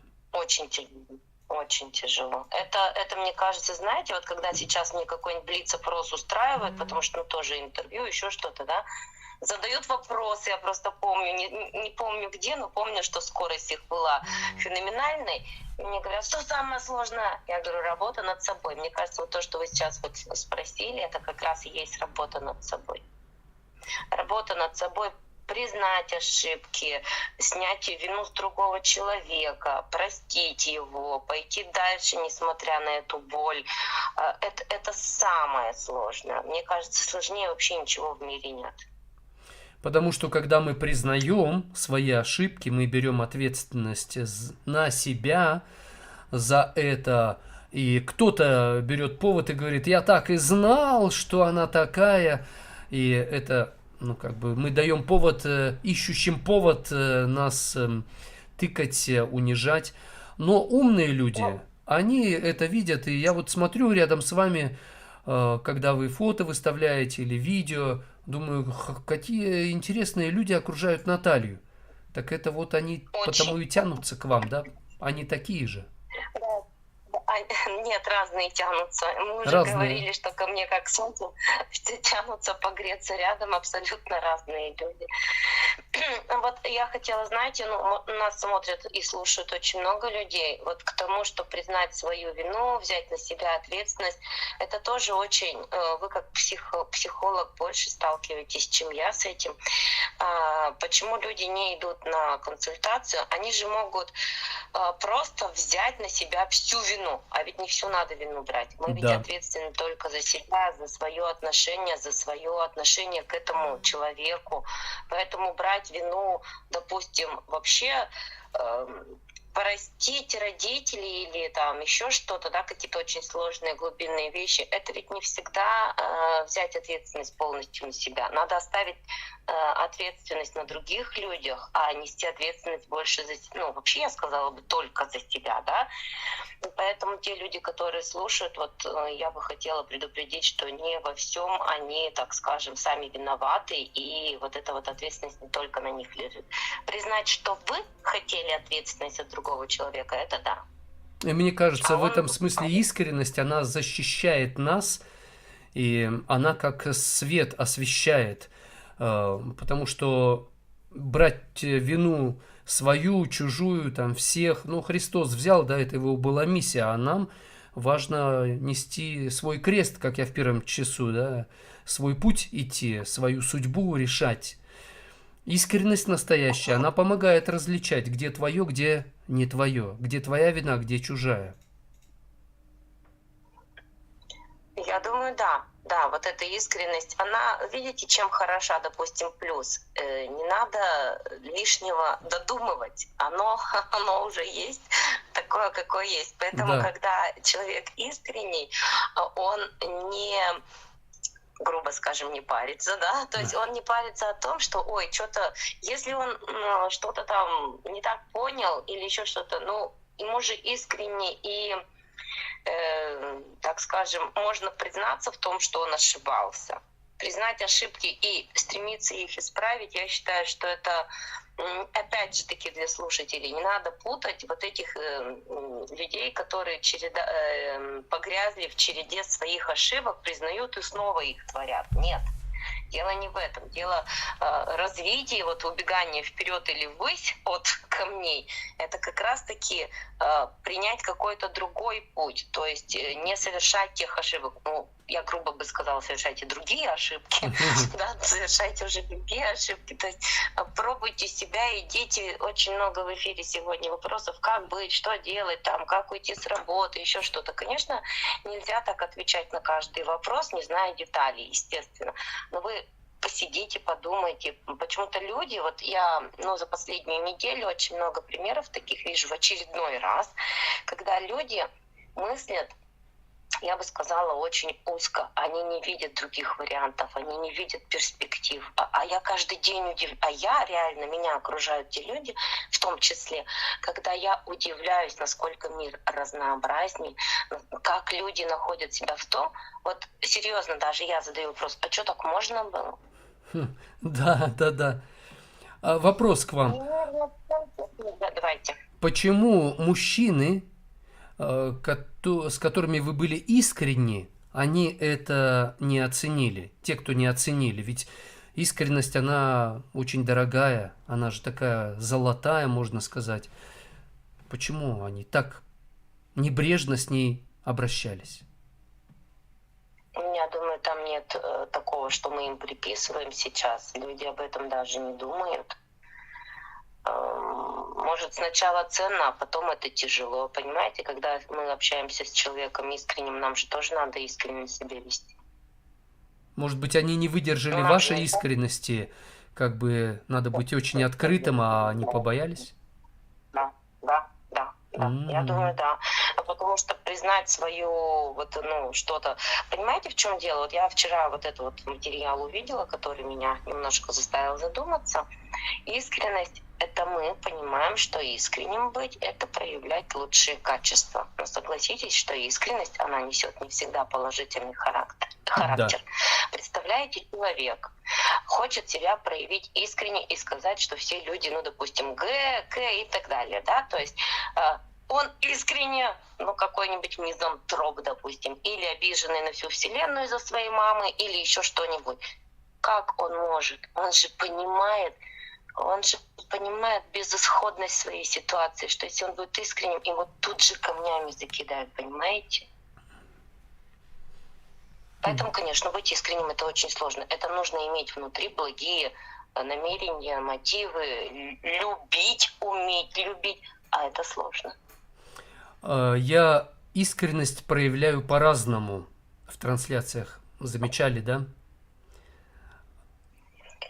По поводу троллей и черной там бани, Да, да, то есть я ее использую по-разному. Я с ними искренен, но она у меня такая то в игровой форме, то в прямолинейной, то такая непонятная, что это, что он там задумал.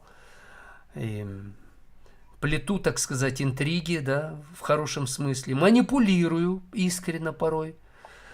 Но я понимаю, ради чего я это делаю. То есть я хочу достучаться до человека, хочу, чтобы он тоже был настоящим.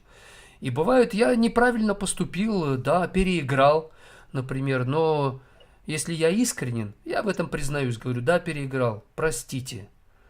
И тогда моя искренность, она становится для меня более понятной. То есть, вот как мне надо было. То есть искренность — это не глупость, если ты быстро признаешь свои ошибки, поэтому искренность, она... А если ты не признаешь, что вы на меня тут наехали, а сами на себя посмотрите. Вот мне кажется, что женщины чаще в отношениях с мужчинами пытаются быть искренними, открытыми. И женщинам кажется, что это будет влиять на мужчину, это будет впечатлять его, а мужчины чаще этим пользуются эгоистично. или боятся. Или боятся эту искренность, да. Потому что придется быть таким же искренним, а мужчинам у нас ментально закреплено, там, не знаю, архетипически, как хотите назовите, там, с любой позиции. Мужчина из-за того, что он должен быть стойким, сильным, ему нельзя проявлять эту слабость, потому что открытость, искренность мужчины чаще воспринимают как слабость. То есть они боятся быть более уязвимыми, что этим можно воспользоваться. Это кругом, мне кажется, просто очень много.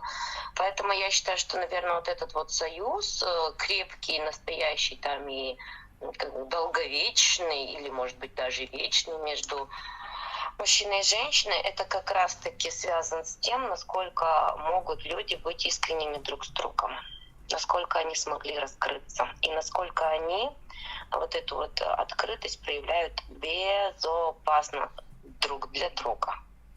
Просто надо учиться этому и учиться, пока не научитесь. Дать себе установку. Это не просто. О, да, Это не просто. знаю.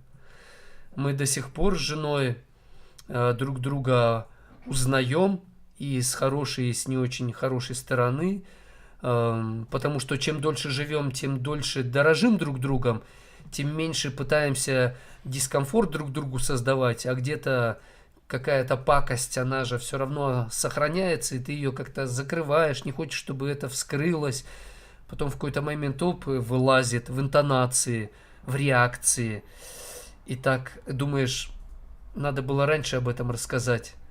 А неохота было. Ведь она меня таким видела хорошим, таким добрым, таким няшным. А у меня такой скелетик там. Вот как раз сказал. В общем, надо... Люди, да. Боятся люди проявлять себя, потому что у нас уже есть какой-то, вот, допустим, в семейных отношениях у нас же есть какой-то уже образ, и мы понимаем, какой мы образ создаем. Поэтому, да, сложность в этом в том числе. У вас время еще есть? Да, я могу с вами разговаривать. Тогда давайте ответим на несколько вопросов и даже перейдем за лимит обычного участия вашего в эфире. Но сейчас лето, вы, по-моему, не работаете же, да, в университете? Отчет надо писать. Вот сейчас вот с вами. Нет, я тренировку хочу с вами, тренировка, потом отчет. А еще отрабатывает студент, вот он назначен через полчаса. Вот так вот. Официальный перевод. Хорошо. Валентина пишет. Искренность мешает жить, когда открываешь свои проблемы, а тебя не поняли, думая, что ты что-то просишь. И не получается убедить, что это не так, и начинаешь заниматься самобичеванием. То есть тогда вопрос, как искренне просить, чтобы не считали тебя попрошайкой или что-то в этом духе. Ну, может быть, аргументы привести какие-то, но не верят, не верят. Часть людей не верит, часть верит, смотря, опять же, нюансы, что вы там задумали выпросить себе. Да, то есть можно же разные варианты продумать, что мы просим. Без деталей сложно вот тут вот рекомендовать. Я думаю, что привести аргументы. Да. Прошу, потому что вот то, вот и то-то. Так, она же, Валентина, пишет. Я общительна, стараюсь помочь людям, если им это нужно. Но подумала, не слишком ли меня для них много. Ушла в тишину и представить не могла. Исчезли не только «друзья» в кавычках, но еще и родственники. То есть изменила свой тип обычный, привычный поведения. А хотя искренне и там, да, себя ведет. А человеку, Валентине, зачем помогать? Вот она какую цель, все равно цель была, да, что это, ее так много, но теперь есть возможность направить эту всю энергию на самую себя, побыть с собой и подумать, а что я хочу для себя. Да. Или пойти тем людям, где вот это вот много вас надо. Потому что, может быть, родственники, окружение такое, что действительно уже устали от этого внимания и помощи, да. Да, вопрос, понимаете, мы очень часто думаем, что мы делаем благо, опекая, особенно когда родители опекают детей. А может, наоборот, надо дать свободу родственникам, и вот это, кого вы опекаете, им, может, уже не надо. Они настолько привыкли к этому, что им действительно этого не... Потому что им нужно что-то другое, что вы уже дать не можете. Не исключено, это я предполагаю только. Поэтому либо найти людям, которым действительно нужна ваша помощь, либо вот самое беспроигрышное — это направить сейчас мысли, размышления о себе, но это не самобичевание, пожалуйста, не надо с этим путать, и подумать, а что я могу сделать для самой себя, потому что вы же зачем-то другим помогали, это вам что-то давало, может, вы убегали от решения проблем с самой собой, может быть, действительно у вас много энергии, вы можете дать добро. Поэтому посмотрите, сначала с собой посидеть, подумать, а потом уже посмотреть, где вы можете применить. Да, позадавайте вопросы. Зачем я помогаю? Зачем я помогаю так часто? Как люди этим пользуются? Они это ценят. Посмотрите в зеркало и спросить себя, ты помогаешь им, потому что хочешь понравиться? Или помогаешь, потому что так надо? Тебя так научили? Порой вот такой действительно разговор с самим собой, открытый, честный, откровенный. Кстати, почему бывает трудно с самой собой искренне поговорить? Потому что надо признаться себе в каких-то вот этих, может быть, это корыстный интерес, искренне признаться в том, что мы хотим. Да, мы хотим вот это и вот это. То есть я хочу, чтобы меня любили, ценили, превозносили, каждый день звонили и спрашивали, как у меня дела. Но это же тешение своего личного вот этого эго, допустим. Ну и что в этом плохого, что я хочу, чтобы мое эго тешилось? Ну, признать-то это уже будет шажок вперед. Да, я этого хочу, да, и я искренне это признаю. Понимаете, здесь переходит от моего «я» признания к требованиям другим. Я хочу, требую, чтобы они меня помнили, чтили, любили и так далее. Может быть, как-то вот, самой себе сказать, что это твое желание, да, не исключено. Не исключено. Еще знаете, какой я хотела пример рассказать? Вот абсолютно на днях видела снова и вспомнила этот пример. Несколько раз я в трамвае наблюдала следующую ситуацию. Пожилые, в основном это были женщины, 2 или 3 раза это было в общественном транспорте, когда одна другую, неважно, знакомые они либо не знакомы, есть ситуации, где знакомы, есть ситуации, где не знакомы. Старой пожилой женщине хотят помочь зайти в трамвай. Снизу ее там за что-нибудь подталкивают, либо за локоток, либо еще что-то, либо сумку ее хотят взять. А она громко говорит: не нужно мне помогать. Я думаю, что это шикарный пример. Я сразу вот в своей голове перестроила, зачем человеку лезть помогать, когда его помощь пожилой человек рассчитал траекторию, рассчитал, где схватиться за какой поручень, держать равновесие. А тут кто-то сбивает ее, и на самом деле помощь-то оказывается обратной. А я-то понимаю, что пожилой человек, ей надо тут, ну где-то она там на себя надеется, да, еще что-то, а вы тут ей мешаете с равновесием, допустим. Или еще что, ну, может быть, еще какие-то, да, у нее там внутренние объяснения. Вот это, мне кажется, вообще шикарный пример. Я прямо вот каждый раз себя торможу, когда хочу на улице кому-нибудь помочь. Я думаю, а человеку надо, я сначала спрашиваю, вам нужна помощь? Угу. И говорит, нет, все нормально. Отлично. Я говорю, хорошо. Отлично. Сегодняшний наш диалог с вами, он открытый и искренний. И искренность можно определить как стремление рассуждать. То есть искренность – это не ответ, это путь, это способ прохождения пути. Вы меня прямо сейчас натолкнули на такое некое напутствие, что ли, или как я буду это пользоваться, использовать к людям. Будьте искренни хотя бы в своих мыслях сами с собой. Начните это с этого. Откроет, да, это откроет больше. Можете мне ничего не говорить. Я же часто, да, задаю вопрос. У меня работа все-таки с коммуникациями. Будьте искренни сами с собой. Пусть это будет страшно, да, потому что это действительно заглянуть вглубь себя бывает очень неприятно. Но так с этого и начинается. Открытие вот этих возможностей пути, это как раз вот искренне поговорить с самим собой внутри себя. Спасибо большое за участие. Заканчивать. Да.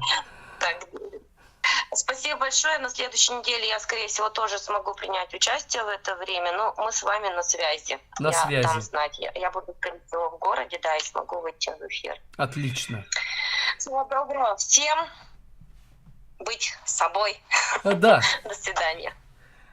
Будьте собой и точка, сказала Наталья. Нет, точнее, она сказала, будьте собой, а я добавил, и точка. Принимайте наши пожелания.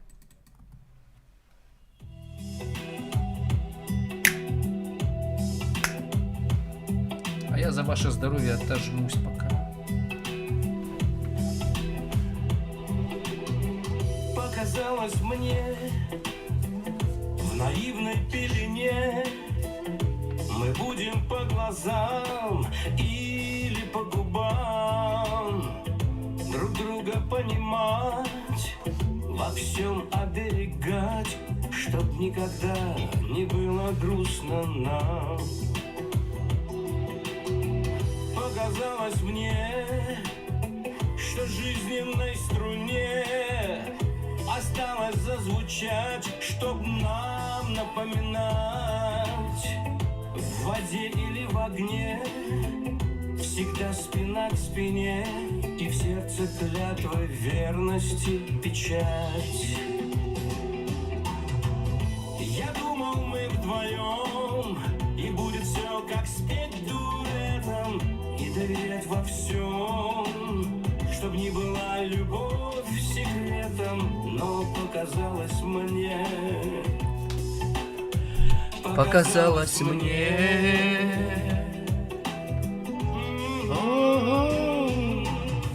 Я думал, мы вдвоем, и будет все как спеть дуэтом, и доверять во всем, чтоб не была любовь секретом, но показалось мне, все это показалось мне.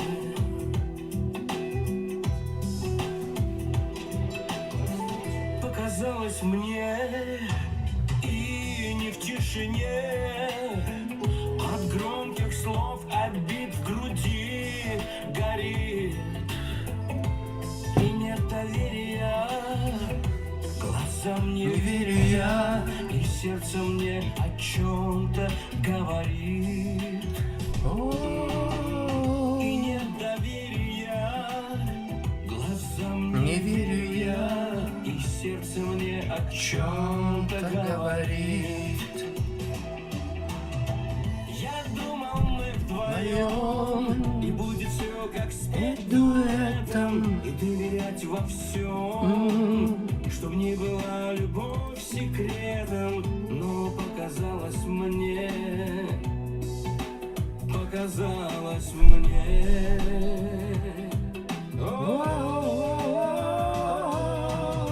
я думал, мы вдвоем, и будет все как спеть дуэтом, и доверять во всем. Чтоб не была любовь секретом, но показалось мне. Полина, привет. Показалось мне. Привет вашему семейству. От меня, от моей семьи.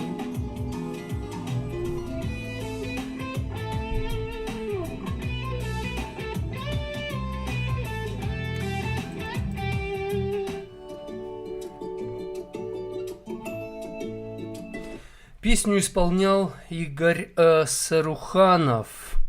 Красиво очень.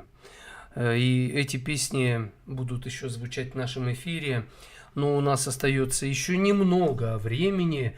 Максим написал: я на работе расслабляюсь морально и душевно. Смотрю эфир, а все работают. А если всем позволите немножко смотреть эфир, как это отразится на их работе? Андрей пишет: я всегда хотел залить уши воском, чтобы не пользовались моей добротой. Значит, вы понимаете, когда пользуются вашей добротой. Вам необходимо научить людей пользоваться вашей добротой. Вот и весь сказ. Марина Р. спрашивает: есть ли вообще что-то хорошее без мудрости? Нет. Нет. Нету. Мудрость нужна везде. Из Ютуба Владимир пишет: да, понимаю, но еще много вопросов. Как это понять? Работа за нас. Работа в психоневрологическом интернате.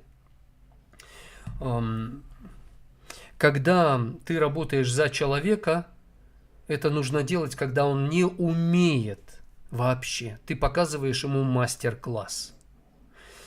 Работать за человека нужно, когда он покалечен, изувечен, страдает, ему больно, ужасно, ему не до этого. Например, самая первая помощь, которую нужно уметь оказывать человеку, который потерял близких или какая-то ужасная трагедия, ему надо оказывать чисто физическую помощь. Помыть полы в доме, сходить, вынести мусор, купить что-то, хлеб, приготовить, пожарить картошки, что-то элементарное. То есть заботу нужно проявлять в первую очередь такую очень простую. Вот так вот. На этом я заканчиваю наш этот час эфира. И следующий час эфира будет продолжение, но уже и отвечу отчасти на вопросы, на которые не ответил, и новая тема. Так что добра вам, любви. Да будет вам хорошо, несмотря ни на что. Ну,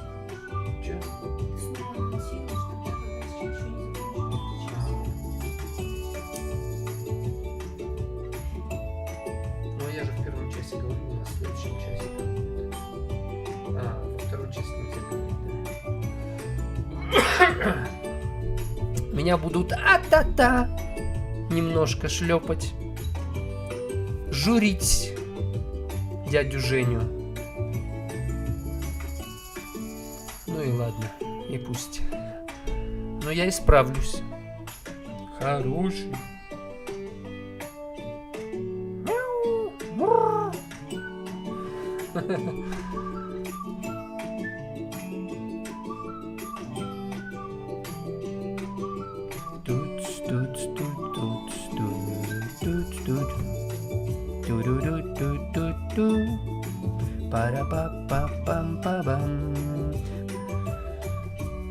Так, надо, чтобы у нас я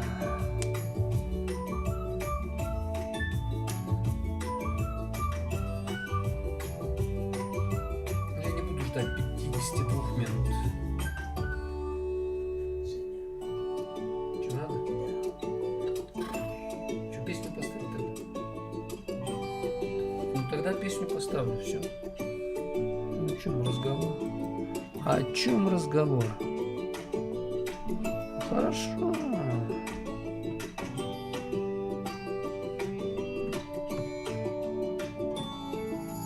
Туц-ту-дуц. Ту-ду-дуц-туц-туц-ту-дуц.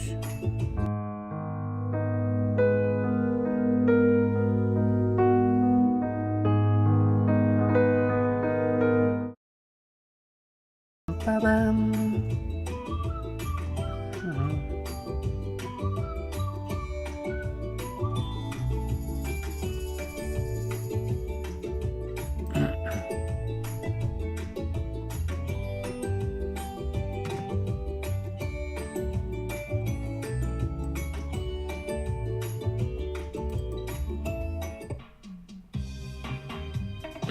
После песни мы начинаем следующий час эфира.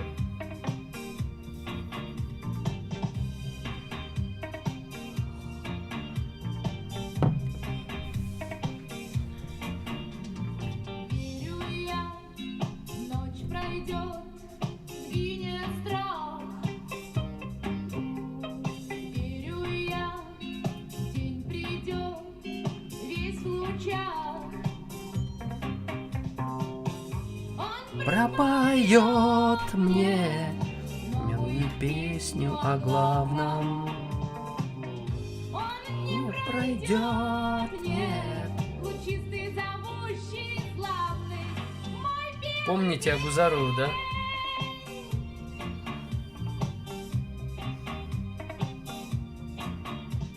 Сколько зим ночь была, сколько лет. Будет жизнь, сгинет мгла, будет свет. Он пропоет мне. Надо запись потока поставить, да, кстати? Он не пройдет, нет, лучистый, запущенный, славный, мой белый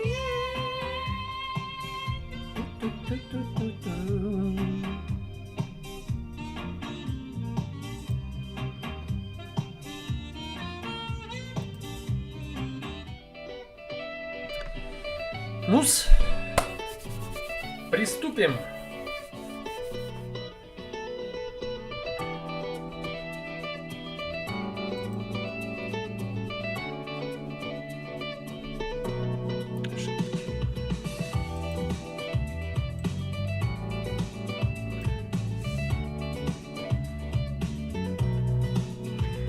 Это утренний эфир «День добрый», я ведущий Евгений Сарапулов. Об отношениях пойдет речь, но не в целом, а конкретно о ситуации, которая произошла с человеком. «Я застряла где-то на одном месте», написал человек. «Увольняюсь, в другую компанию прихожу, и там то же самое». Эту историю я расскажу после песни. Что делать, когда ты чувствуешь себя застрявшим в каком-то состоянии, которое и тебе не нравится, и другим некомфортно, но ты словно бы с этим не знаешь, что делать. Ты не понимаешь, что с этим делать. И песня, кстати, соответствующая.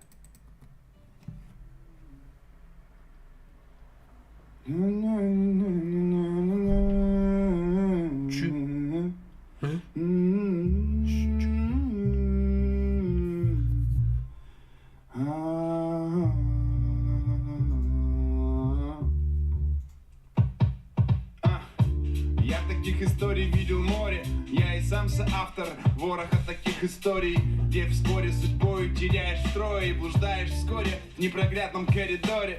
Да только дело не бывает без ошибок. Просто новому врагу новый штык или калибр. Всегда есть выбор, это не просто либо-либо. Вариантов миллион, включая золотых рыбок. Я это все видел, тщеславие, обиды, царские пирамиды, стадами семирамиды, смешаны в городе с этажами всеми забытых, расставленных нищим бытом жителями орбиты. Верно, мир лжив, но попробуй докажи. Я столько дров переломал, сколько в Сибири не сожгли. Но все пойдет в карандаши, сделать портрет души, зная, все можно изменить, пока ты жив. И пускай шторм тряпки рвет паруса, и щепки от мачты на воду летят, и за черное приходит черней полоса. И так тысяч лишний раз подряд. Там вдали горят маяки, там вдали есть свободная жизнь. Если силы остались, то дальше плыви, не давай им шанса остыть. Мы же с детства помним стих про неудачу, когда Таня уронила в реку мячик, сидит плачет. Так же, как и мячики, без устали все скачем, размышляя в перерывах, это ли нам предназначен. Но однажды устанем от испытания, отряхнемся, встанем, пристально в глаза заглянем Тане. Из-за дыма сожженных дотла мечтаний разглядим множество новых и светлых очертаний. Чуть позже на нашем нарисуем их мольберте, как бы не были долги, в итоге все скитания, поверьте. Ноги наши коснутся тверди, можно изменить все вообще, кроме смерти. И пусть буря ревет шальная, и пусть грохотом волны врезаются в борт, правим мы кораблем, улыбаясь, вдалеке различим уже порт. И пускай шторм тряпки рвет паруса, и пусть щепки от мачты на воду летят, и за черное приходит черней полоса, и так тысячный раз подряд. Там вдали горят маяки, там вдали есть свободная жизнь. Если силы остались, то дальше плыви, не давай им шанса остыть. И пускай шторм тряпки рвет паруса, и пусть щепки от мачты на воду летят, и за черное приходит черней полоса, и так тысячный раз подряд. Там вдали горят маяки, там вдали есть свободная жизнь. Если силы остались, то дальше плыви, не давай им шанса остыть. Есть проводы жизни. Что? Не давай им шанса остыть. Не давай им шанса остыть. Не давай им шанса остыть. Ну, в общем, ребята страдают. Мы им поможем.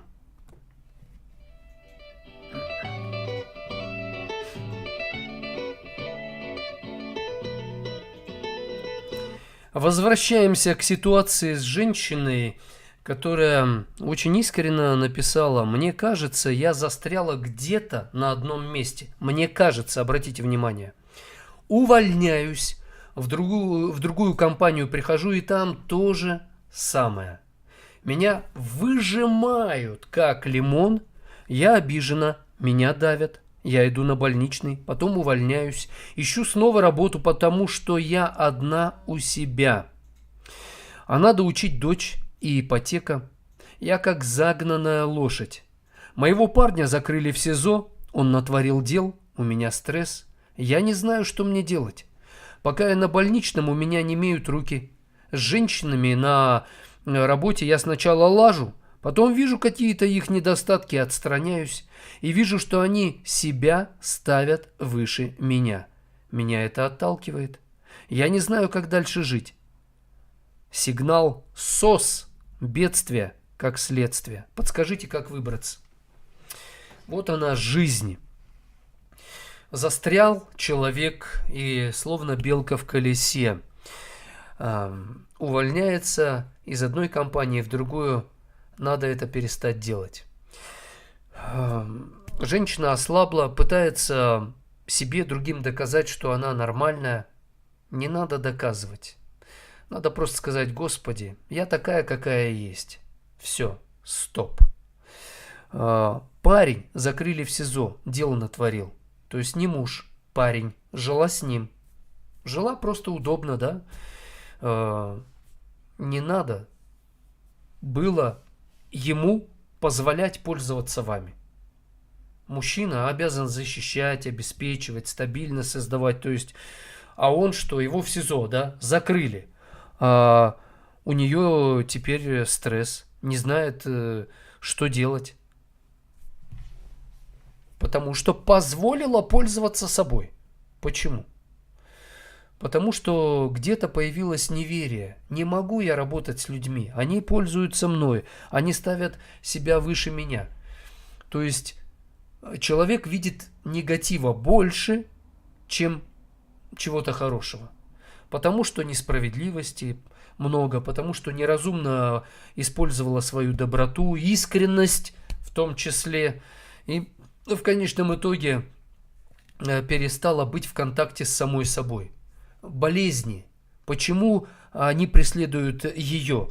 потому что человек не в контакте с собой. Болезнь обычно это сигнал от нашей души, от нашего тела остановиться и сказать: так, ты должна подумать о себе. Что делаешь, как делаешь, почему это делаешь. То есть болезнь всегда нас останавливает, чтобы мы перестали быть слишком активными в чем-то. А в чем мы слишком активны или не активны? Ну, в общем, болезнь это всегда повод поговорить с собой, задать вопрос себе. И перестать делать те обычные дела, которые мы делаем, когда не болеем. Почему мы их делаем? А как их надо делать? Меня выжимают, как лимон, пишет она. Я обижена, меня давит, я иду на больничный. Потом увольняюсь. То есть, значит, не надо позволять выжимать себя, как лимон. А если они выжимают, как лимон, надо стать лимонадом. То есть, надо управлять этим процессом. Получается, что от других людей жизнь этого человека, этой женщины зависит больше, чем от нее самой. Да, порой действительно другим надо отдать какое-то время себя, чтобы они управляли. Я как психолог так регулярно этим занимаюсь. Помогаю людям, вытаскиваю их из состояний тяжелых, помогаю, вдохновляю, но потом они сами, да, все сами дальше. Поэтому и здесь от других людей стало слишком много зависеть. Меня выжимают как лимон. Так можно же ведь стать таким, знаете, грецким орехом или вообще кокосом, да? Попробуй кокос выжми. Да устанешь, бросишь его. То есть надо вам стать кокосом, а не лимоном. Получается так. Вот ведь мы устаем от того, что ведем себя нормально, как нам кажется, а нами пользуются и выжимают как лимон. Значит, надо оставаться человеком? Надо. Но как в отношениях с другими людьми быть таким, чтобы тобой не пользовались как хотели, а чтобы вы управляли этим процессом? Если вы отдаете себя как лимон, чтобы вас выжили, то надо понимать, ради чего, почему вы так поступаете. Например, я позволяю себя унижать и оскорблять. Я не хочу, но я вижу, люди некоторые этим пользуются. И во время эфиров, каждый эфир больше или меньше, но это всегда бывает. Почему я позволяю этому происходить? Потому что часто люди не понимают, что они делают зло. И это ненормально, унижать меня. И некоторые люди это осознают, извиняются. И таким образом я потерпел, я проявил вот это вот снисхождение, чтобы человек почувствовал себя человеком. Потому что я вел себя по-человечески. Но порой люди не вразумляются и так и продолжают меня троллить, хаять, критиковать и унижать. Но я зато начинаю понимать, этот неисправимый, неисправимый. Что ж, тогда в блок, в черный список его навсегда или на какое-то время. То есть нужно проявить, конечно, вначале терпение, посмотреть, почему люди так поступают, преодолеть внутри себя раздражение, научиться вести себя спокойно, уравновешенно, чтобы уметь выбирать реакции. И тогда чики-пики будет.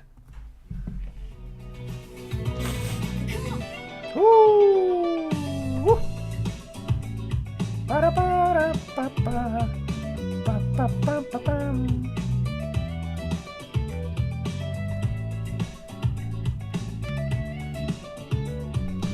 У нас сообщение от За. Евгений, доброе утро. А как восстановить отношения с сыном, если он и ранее замыкался, а после развода с женой не по моей инициативе ушел в себя, много проводит время за играми в компьютере? Это его право. Он так переключается с боли, он создает себе параллельный мир, в котором ему как-то комфортно. Может быть, он берет повод и просто играет в компьютерные игры, потому что вы виноваты, родители, но он взял повод, и он не прав. Но мы не знаем его истинных состояний души. Со временем это проявится. Сейчас восстановить отношения с сыном вы можете, если восстановите отношения со своей женой. А чтобы восстановить отношения со своей женой, нужно восстановить отношения с самим собой. Вот такая логика. Приобретите мой курс, поработайте по курсу, научитесь правильно действовать, и будет вам добро. Как восстановить отношения с сыном, если он и ранее замыкался? Если он замыкался, это его способ адаптироваться к сложным жизненным обстоятельствам. Дайте ему эту возможность учиться. Когда он замыкается, наблюдайте за ним. В этом проявляются его и слабости, и сильные стороны. В этом есть что-то хорошее и что-то плохое. Поэтому просто понаблюдайте за ним, чтобы когда будет повод поговорить, вы ему рассказали, в чем проявляется его сила, когда он замыкается. И после этого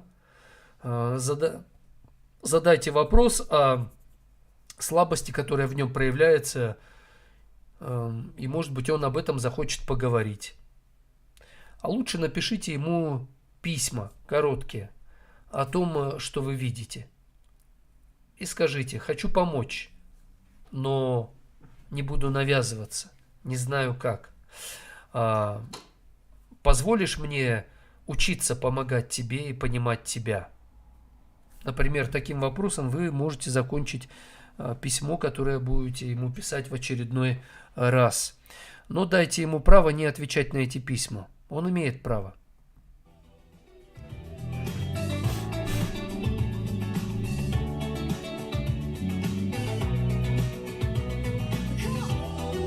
Пишет да-да, тот самый Кропотчев. Привет, Юджин.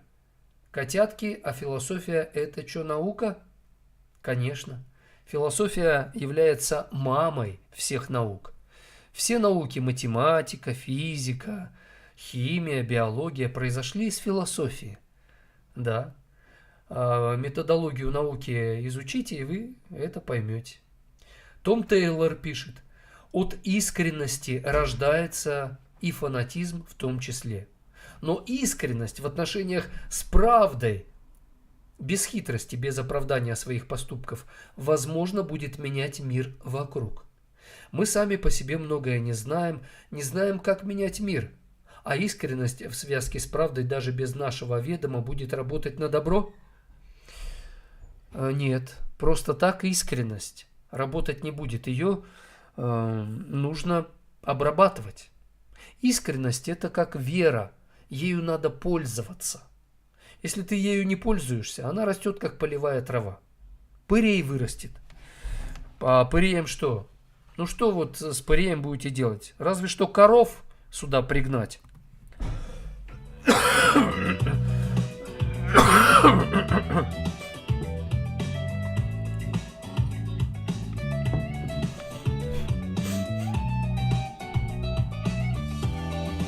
И я согласен с Томом, от искренности может родиться фанатизм. Если искренностью не управлять, искренность сама по себе еще не является путем к истине. Искренность – это открытость. Ты можешь искренне заблуждаться. Если ты это вдруг осознал, но не признал и не исправляешь, тогда это приведет к фанатизму или к чему-то еще подобному. Пишет Валентина: а мысли других не переделать. Я учусь делать свою речь простой и понятной. Это хорошо. Но на самом деле мысли других людей можно переделать, если у них появится желание. Надо у них вызывать потребность, нужду в том, чтобы их мысли вы переделали. Вспомните учителей, которые вам нравились. Вы же просто отдавали им свои чувства, свои мысли, и они переделывали ваши мысли. И вам нравилось, как они это делали. Согласитесь, Валентина, а? Валентина!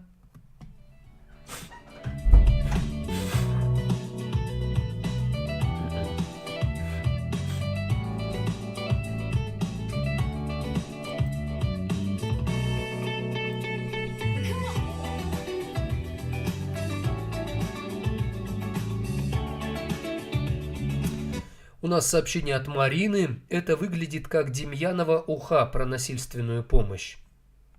Спасибо, понятно. Наталья пишет. А как самой себе помочь при разговоре с самой себе?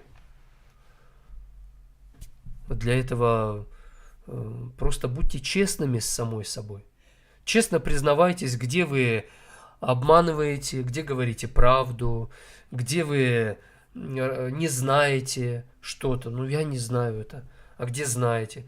Просто вот в том, что открыто, понятно, в этом будьте правдивы, честны с самими собой. И другим людям позвольте вам говорить то, что они хотят. Одни будут вас подначивать, критиковать, другие будут помогать вам. Как самой себе помочь? Делайте что-то полезное, делайте это регулярно.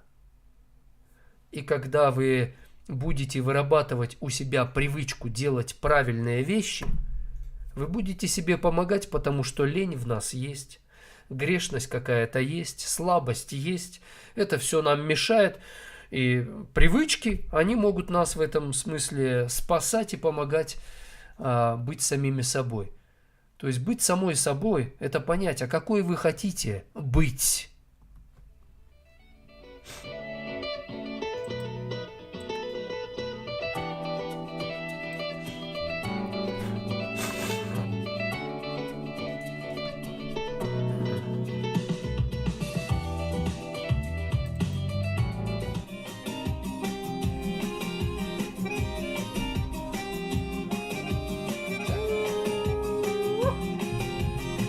Пойду-ка я еще разочек. Стая белых журавлей возвращалась домой. Я позволила себе быть немножко другой. Полюби меня такой, полюби меня такой, полюби меня такой, какая я есть. Полюби меня такой, полюби меня такой, полюби меня такой, какая я есть. Стая белых журавлей возвращалась домой. Мне казалось, что ты где-то рядом со мной. Полюби меня такой, полюби меня такой, полюби меня такой, какая я есть. Полюби меня такой, да полюби меня такой, полюби меня такой, какая я есть.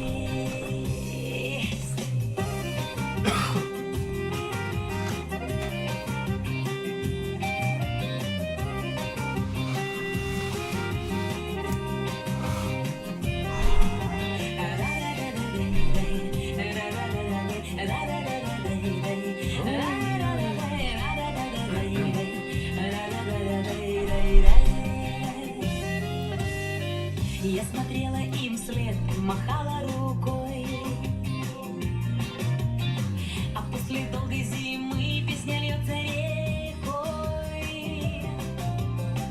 В отражении над водой я пою сама собой.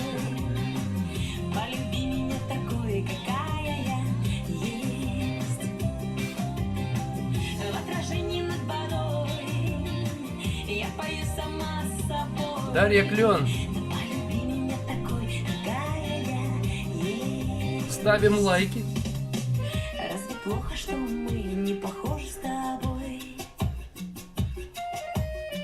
Я позволила себе быть немножко кто-то другой. Полюби меня такой, полюби меня такой, полюби меня такой, какая я есть. Полюби меня такой, полюби меня такой, да полюби меня такой, какая я есть. Полюби меня такой, полюби меня такой, полюби меня такой, какая я есть. Полюби меня такой, полюби меня такой, полюби меня такой, какая я есть.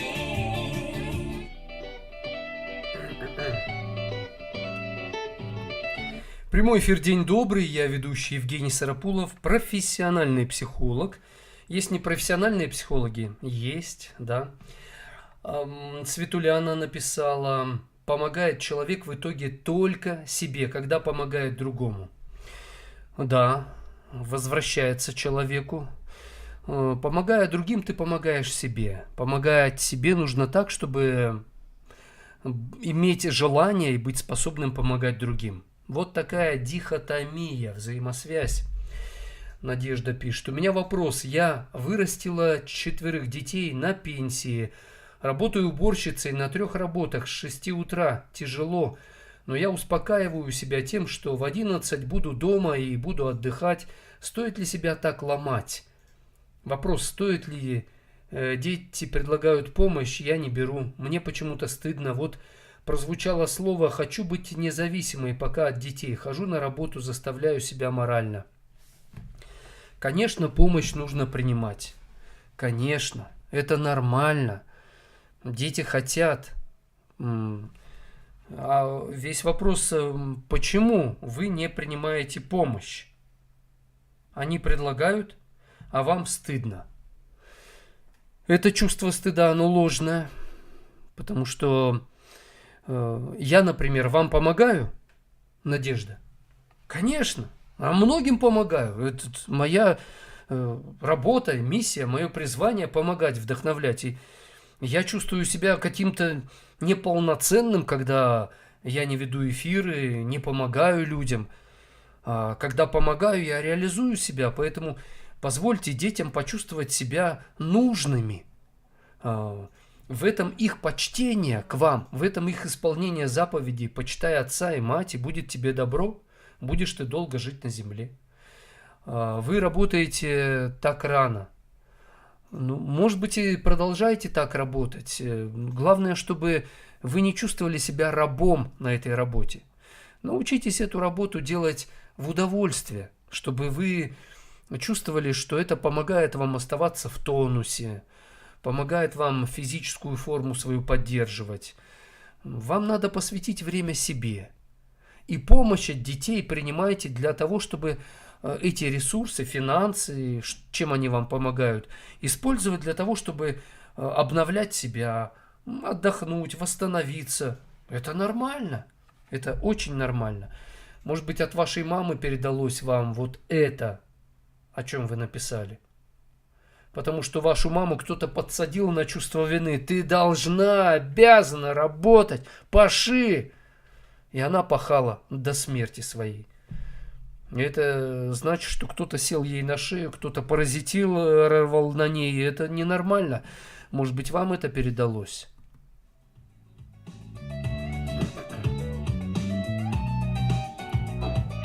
Мистер пишет, какой смысл жизни? Смысл жизни в том, чтобы понять, кто ты, что такое жизнь, что такое смысл. Смысл жизни, вы им буквально живете. Например, вы задаете мне вопрос. И смысл жизни в том, чтобы задавать вопросы. И вы задаете вопрос. Вы уже реализуете свой смысл жизни. Смысл жизни в том, чтобы удовлетворять свои потребности. Вы кушаете? Да. Пьете? Воду, надеюсь, алкоголь не пьете? Да. Это нормально. Вы удовлетворяете свои потребности, но удовлетворять их надо в меру. И тогда вы будете реализовывать свой смысл жизни. Смысл жизни в том, чтобы быть созидательной частью этого мира, своей страны, своего города, своей компании, семьи. Как быть созидательной частью, когда вокруг разрушение, несправедливость? Вот, хорошая тема, хороший вопрос. Поработайте над этим.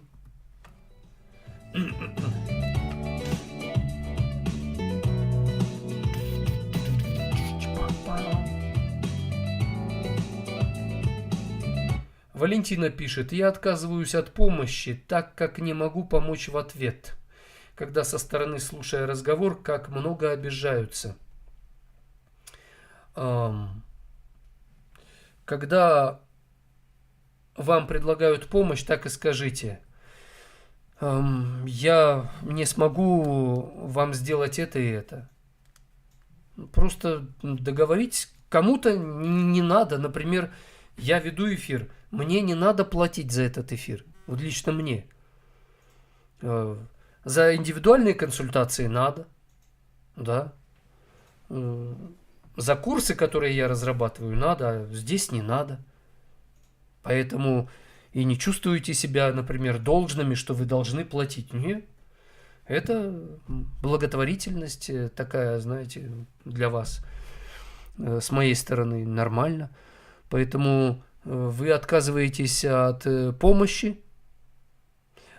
А вспомните, когда люди отказывались от вашей помощи, но эта помощь, она нужна была. И когда вы помогали, вы чувствовали себя человеком. Так и люди. Есть те, которые хотят помочь вам не просто, чтобы вы потом помогли, а чтобы они почувствовали себя людьми. Им хочется помочь. Они видят, что вам нужна помощь, и они хотят помочь. Но кто-то желает вам помогать, чтобы потом вас на крючок подсадить. Ты должна мне, обязана, я ж тебе помогал. Но это надо уметь различать.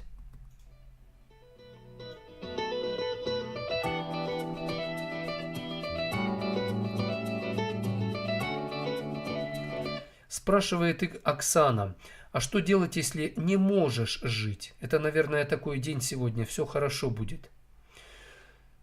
Когда не можешь жить, но ты живешь, надо спросить себя: почему я не могу жить, но я все равно живу? Оксана, прямо сейчас. Почему я не могу жить, но я понимаю, о чем говорит Евгений? Почему я не могу жить, но в туалет я хожу, когда мне хочется в туалет? Я не могу жить, но воду я пью, когда у меня жажда появляется. Я не могу жить, но еду для своих детей я готовлю. Вы понимаете, да, Оксана? То есть, когда вы не можете жить, вы все равно живете. Спросите себя, это как понять? Мне. То есть получается, что вам кажется, что вы не можете жить. Вы все равно живете.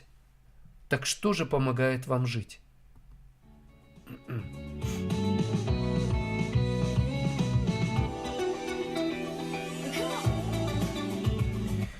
Пишет Светуляна: незаменимых людей нет. Это горькая правда. Я бы сказал, что все люди незаменимые и все люди заменимые.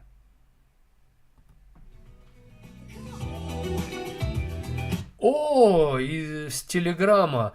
На моем канале в Телеграм трансляция тоже идет. Оттуда Руслан написал: добрый день. Недавно общался с женой, и она сказала, что у нее есть секреты от меня. И что у нее личная жизнь. Когда пытался поговорить и объяснить, что мы семья и не должно быть секретов. Произошел конфликт, теперь мутные сомнения. Спасибо. Руслан, спасибо вам за искренность, открытость. Она сказала, что у нее есть секреты от меня. Имеет право. Она личность. Она свободная личность. Она ваша жена, женщина, но она свободная личность. Дайте ей эту право на эту свободу. Это во-первых. Она может иметь секреты от вас. Она имеет на это право. Это нормально. А что, у вас нет секретов от нее? Ну, это нормально иметь секреты. Ну, это во-первых. Во-вторых, у нее личная жизнь. Да. И позвольте ей иметь ее личную жизнь. Какие-то интересы свои, дружить с кем-то. Конечно, тут есть свои грани, да, за которые переходить не стоит, но ведь почему она вам понравилась, Руслан, вспомните. Почему вы влюбились в нее и сделали ей предложение? Потому что она была свободная личность. Хотите дальше влюбляться в нее? Ценить ее. А почему она согласилась, кстати, замуж выйти за вас? Потому что вы были свободной личностью. Вы, две свободных личности, соединились в союз. Поэтому оставайтесь свободными личностями. Просто иметь общие цели, иметь общие интересы, в том числе разные интересы. Это нормально. Тут надо учиться, как союзники, друг с другом общаться. Не навязывать друг другу. Ну, конечно, ошибки есть. И вот вы считаете, что не должно быть секретов в семье. Должны быть секреты. Потому что разумный человек сберегает знания. Мудрый царь Соломон говорил. Мудрый человек скрывает знания. Он не говорит все. Это нормально. Почему вы считаете, что в семье не должно быть секретов? Мы не идеальные, несовершенные. И почему вы считаете, что личная жизнь у каждого не должно быть? Да, изменять это плохо. Кадрить с кем-то там, заигрывать, флиртовать, да, это путь, который приведет к разрушению семьи. Это да, есть, понятно, опасности, но в целом. Хотите, чтобы она вас ценила? Помогите ей, как личности, развиваться, формировать какую-то свою жизнь. Не надо ее так жестко ограничивать. Пусть она имеет свои секреты. Цените ее личное пространство. Цените ее личные границы. Она как отдельное государство. Не лезьте туда без спроса. У нее есть своя таможня. У нее есть свои правила, свой устав. Это хорошо. Будьте заинтересованы в том, чтобы она, как отдельное государство, образно выражаясь, была крепка, сильна. Чем сильнее она, тем лучше вам будет.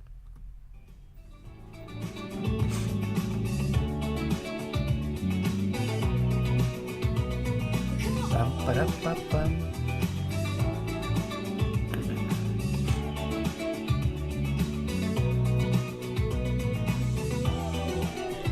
У нас сообщение от Светуляны. Иногда думаю, сидеть надо было на попе ровно, а не увольняться. Иногда да, иногда нет. Бывает по-разному. Марина Р. пишет: я думаю, эта женщина занимается не своим назначением.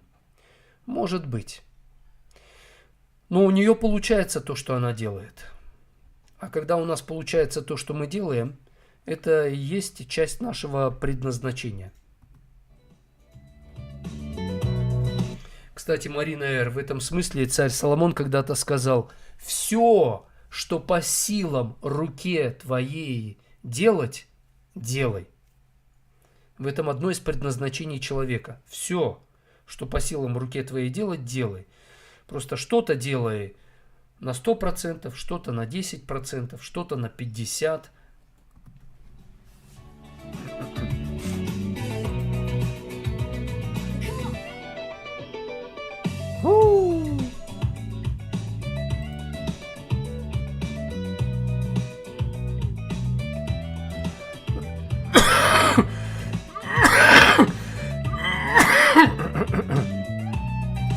Еще не выздоровел до конца.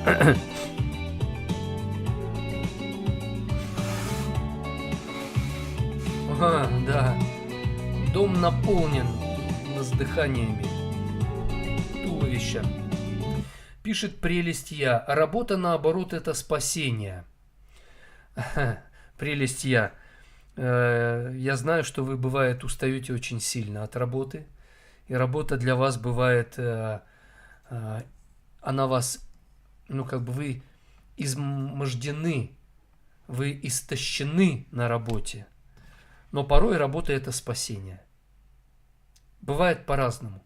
Для меня эфиры. Бывает спасением, а бывают просто я исполняю обязанность, веду эфир. У меня нет какого-то вдохновения, я весь такой на подъеме. Нет. Бывает, у меня нет особого настроя вести эфир. Но я его веду. Веду, потому что я обязан это делать. Это мой долг перед человечеством, перед Господом. А бывает желание, энтузиазм, и все прет, кочегарим. Не кочегары, мы не плотники. На-на-на-най-на-най-на-най. Сообщение от Натальи. Она сама себе делает проблемы. Да, и она это отчасти понимает уже, кстати. Поэтому она мне и написала. Артем пишет: привет, мы разные, каждому свое. Вот это вот каждому свое фраза была написана на входе в Бухенвальд, по-моему, или куда-то там. Что-то с этой фразой надо быть очень осторожным. Замир пишет: здравствуйте все, не меряйте по своим меркам. Да ладно, у каждого должна быть своя мерка, но надо знать мерку Всевышнего, Отца Небесного. Вот это важно.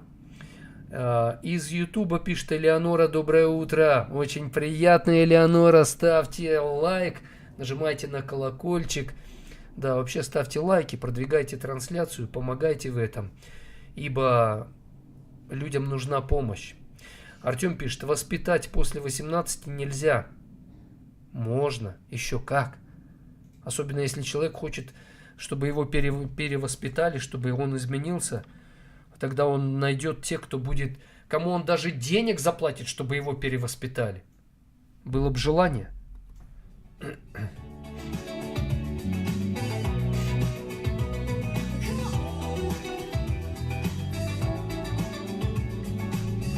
Валентина пишет: я уволилась, саморазвитием теперь занимаюсь. Вот и хорошо. Главное, чтобы это саморазвитие не зациклило вас на самой себе, чтобы от этого саморазвития людям доставалось. Гульнара пишет: я как могу помогать себе. Я как могу помогать себе. Если у меня 2 дочки, им помогаю, и внуки хотят гостинцев от бабушки. Как можете помогать себе? Сделайте так, чтобы внучки вам помогали, дочки вам помогали. Надо, чтобы это было взаимно. Нельзя, чтобы только вы им помогали. Это балует людей. Это медвежьей услугой становится.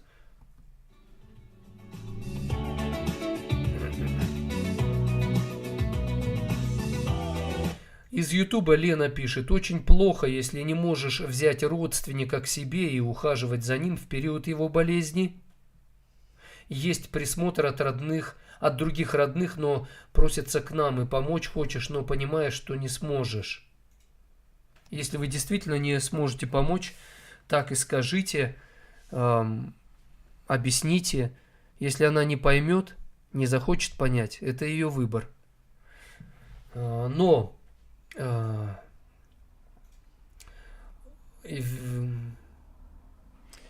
в этот период болезни вы можете ей помогать так, как можете. Вот так и скажите: мы можем вам помогать вот так. И объясните.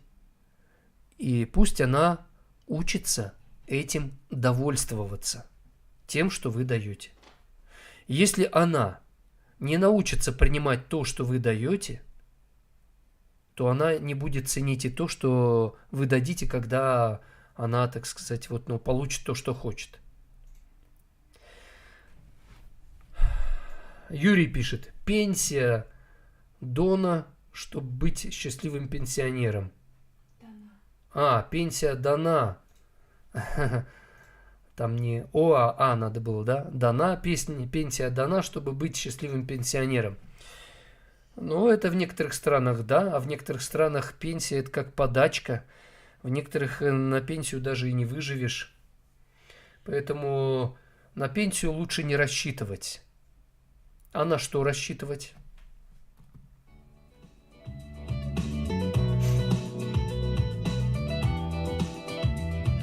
Александр пишет, а если ответить нечем, какой смысл? Всегда есть чем ответить. Просто ответ вам может казаться слабеньким, неубедительным, не имеющим силы. Но используйте то, что у вас есть. И не пытайтесь искать то, чего у вас нет, и используйте то, что у вас есть. И тогда вам будет дано что-то большее. Юрий спрашивает, интересно, психологи копают картошку? О, сколько я картошки перекопал в свое время. Вы бы только знали.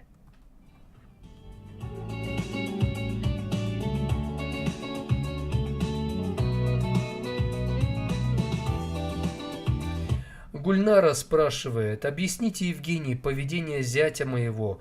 Он в Москве, а дочь находится с дочкой в Казахстане. Каждый день по телефону он ревнует ее. Он спрашивает, где ты, с кем ты. Он ей не доверяет, и у меня контроль над ней. Разве ревность это любовь? Ревность это и любовь, и не любовь, смотря как пользоваться ревностью. Но он ревнует, его надо научить ревновать правильно. Ревность, как это я всегда говорю, это контроль. Это желание контролировать. Поэтому вашей дочке какой-то контроль нужен. А где-то контроль абсолютно не нужен. Поэтому ревность – это контроль для того, чтобы, как тренер контролирует ученика в процессе тренировки, чтобы тот тренировался правильно и потом одержал победу на соревнованиях. Чтобы дать ему свободу. Контролируешь, чтобы дать свободу.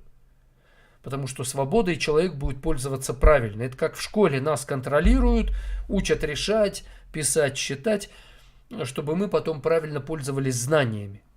Контроль – это нормально. Точно так же ревность – это контроль, это нормально. Но, возможно, он ревнует, и это ненормально, свою жену, потому что сам себе не доверяет. Или не знает, что такое любовь. Или не умеет любить вашу дочку, то есть свою жену, поэтому ревнует ее.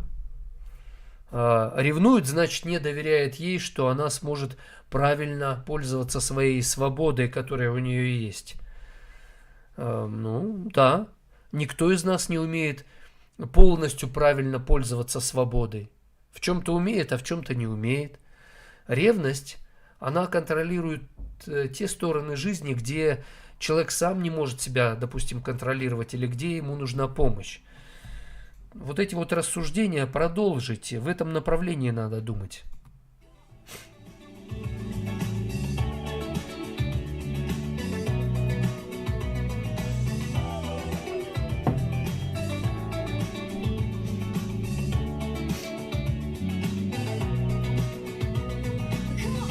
Паул пишет, я заметил, вы часто употребляете еврейского царя Соломона.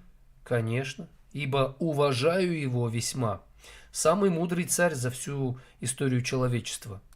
Мудрее не было и не будет. И вам рекомендую к нему почаще обращаться. Александр пишет, я работаю на чешском заводе Тыгандон и производим гречку. Вы ели нашу продукцию? Меня троллят, что ли? А может быть, это и правда, я вот не знаю, кстати. Да, на вьетнамском языке тоже некоторые слова так звучат, что лучше не произносить. Звучит как мат на русском языке. И так вот в каждом языке мира произносишь слово, а на языке другого народа это звучит как мат. Но я лично гречку очень люблю. Гречку я люблю, потому что она мне с детства нравилась. Сейчас я ее еще больше люблю, потому что у меня диабет, и во время диабета гречка один из полезнейших. Гречка с котлетами пишут. Да мне и с котлетами, и с молоком, и с медом, и... Да я совсем люблю гречку. И с курочкой.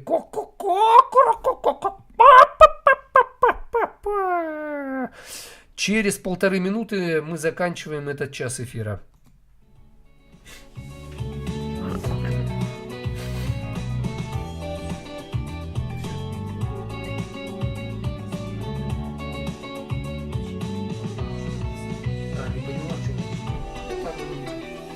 Ну ладно, мы дали ему шанс.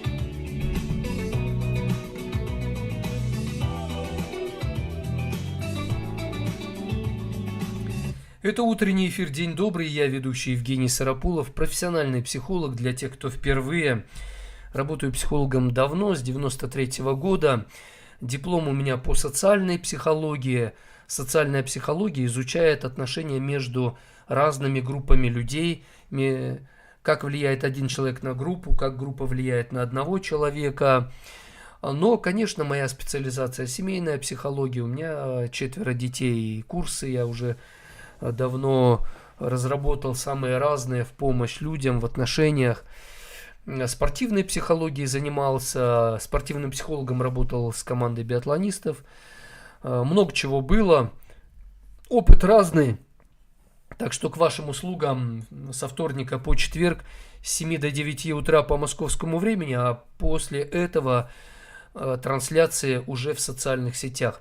Записывайтесь ко мне на индивидуальные консультации, они платные. Также приобретайте мои курсы о преодолении депрессии, преодолении панических атак, о том, как восстанавливать отношения после развода, или как не дойти до развода, или когда вы вместе живете, но как кошка с собакой, или холодная, как пробудить чувства, влюбленность, когда остыло все, как переключить внимание с любовницей, если он зациклился на ней, на себя, и многие другие курсы, как, например, от порчи сглазов, что делать, если вдруг вы обнаружили это в жизни своей, как правильно прощать. Пишите, и я буду давать вам ссылочки в курсе. Я их записываю в аудиоформате, чтобы вы могли в наушниках слушать, ну или просто вот по телефону или через компьютер. На каждом этапе в курсе, а там несколько этапов, курс длится час, 2, 3, 4, 5 часов в зависимости от курса. Полезная информация, практические рекомендации, техники, все это вы применяете, тренируетесь, практикуетесь и начинаете учиться действовать правильно. Потому что часто мы делаем все, что от нас зависит, но этого недостаточно. Нужно научиться действовать именно правильно. Все, на этом мы закончили этот час эфира. До встречи в следующем.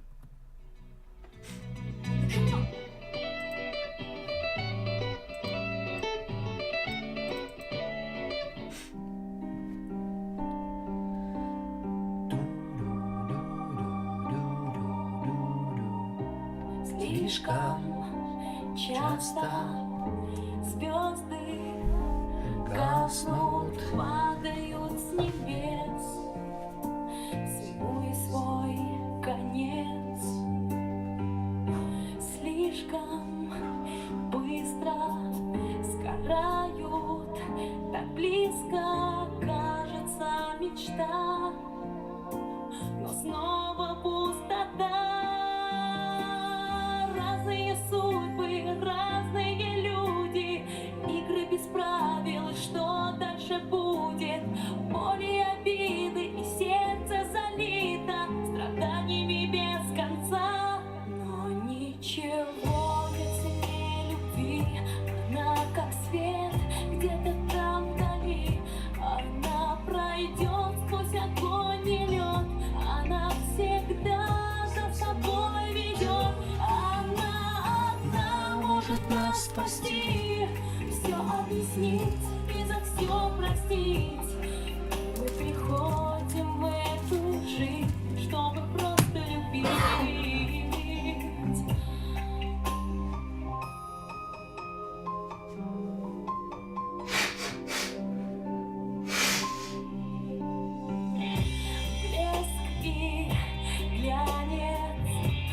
жизнь как танец, бесконечный бег. Зачем все это мне? Так в чем же смысл? Рассыпан бисер в блеске ярких звезд. Так много чьих-то слез. Ложь и зависть, весь мир не исправить.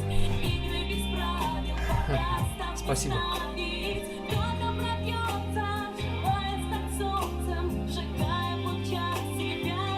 Но ничего не ценнее любви. Она как свет, где-то там вдали. Она пройдет сквозь огонь и лед. Она всегда За собой ведет она.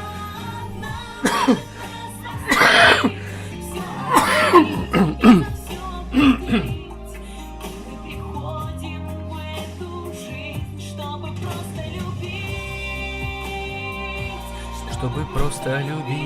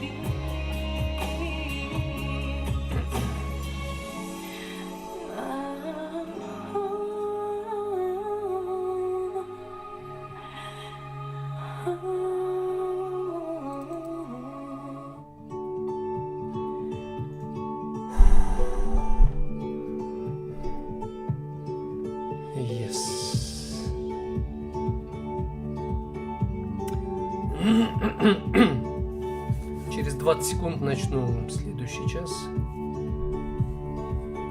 Так.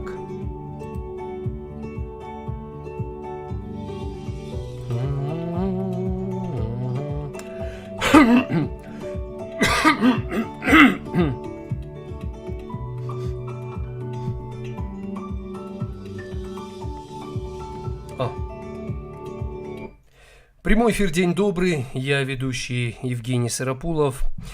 Тема этого часа эфира о ситуации в жизни одного мужчины. Он говорит, у меня просто суицид в голове от обид и лжи любимого. Это у женщины, да, это у меня ситуация будет.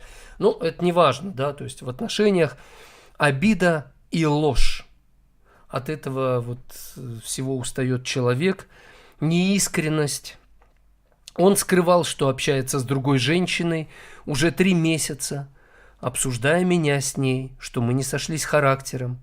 Она нашла его в соцсетях, начала писать, будучи замужем. Они стали общаться, и теперь он поехал к ней. Меня она внесла в черный список. Что делать? Вот такая жизненная ситуация. Что с этим делать? Непросто. Очень сложно. Ужасно сложно. И, конечно, чтобы решать эти проблемы, надо напрячься. Я напрягусь. Я приложу усилия, какие от меня зависят. Но надеюсь, что вы будете мне помогать. Помогать вашими вопросами, вашими комментариями. И честно расскажете, а что в жизни у вас происходит, когда вдруг вы обнаруживаете, что ваш любимый человек с кем-то кадрит, флиртует, с кем-то там шуры-муры и что-то, но он же клялся и божился, что будет с вами всегда, навеки. Где ж его обещания? Почему он так начинает поступать?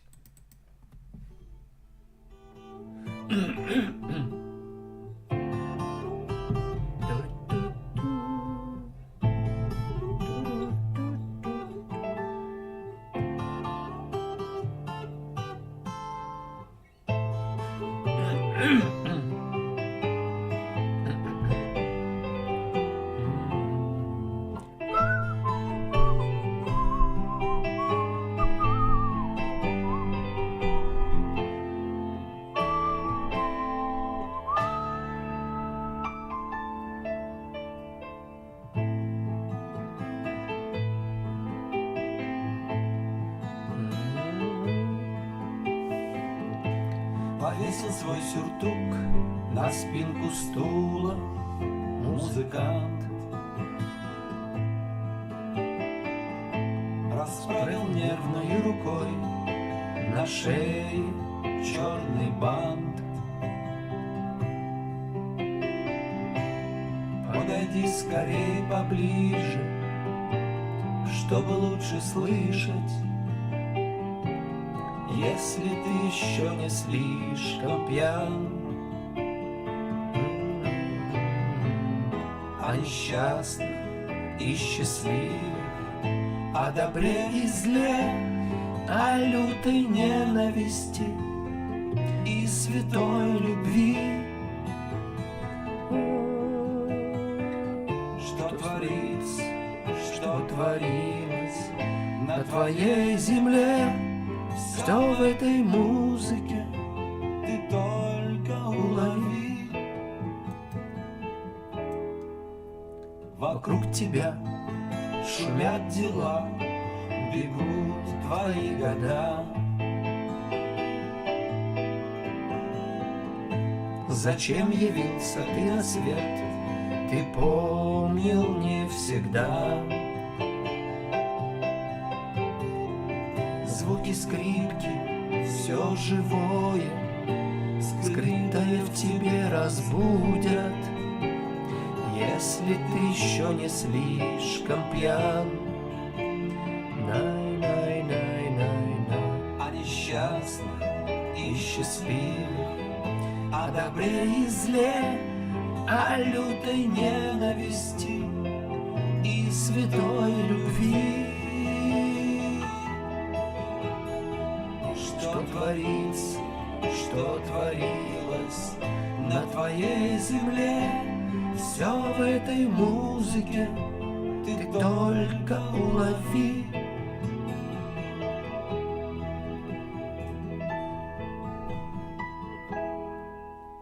Устала скрипка, хоть кого состарит боль и страх. Устал скрипач, хлебнул вина, лишь горечь на губах. И ушел, не попрощавшись, позабыв немой футляр. Словно был старик сегодня пьян, а мелодия осталась ветерком в листве. Среди людского шума еле уловимо о несчастных и счастливых, о добре и зле, о лютой ненависти и святой любви.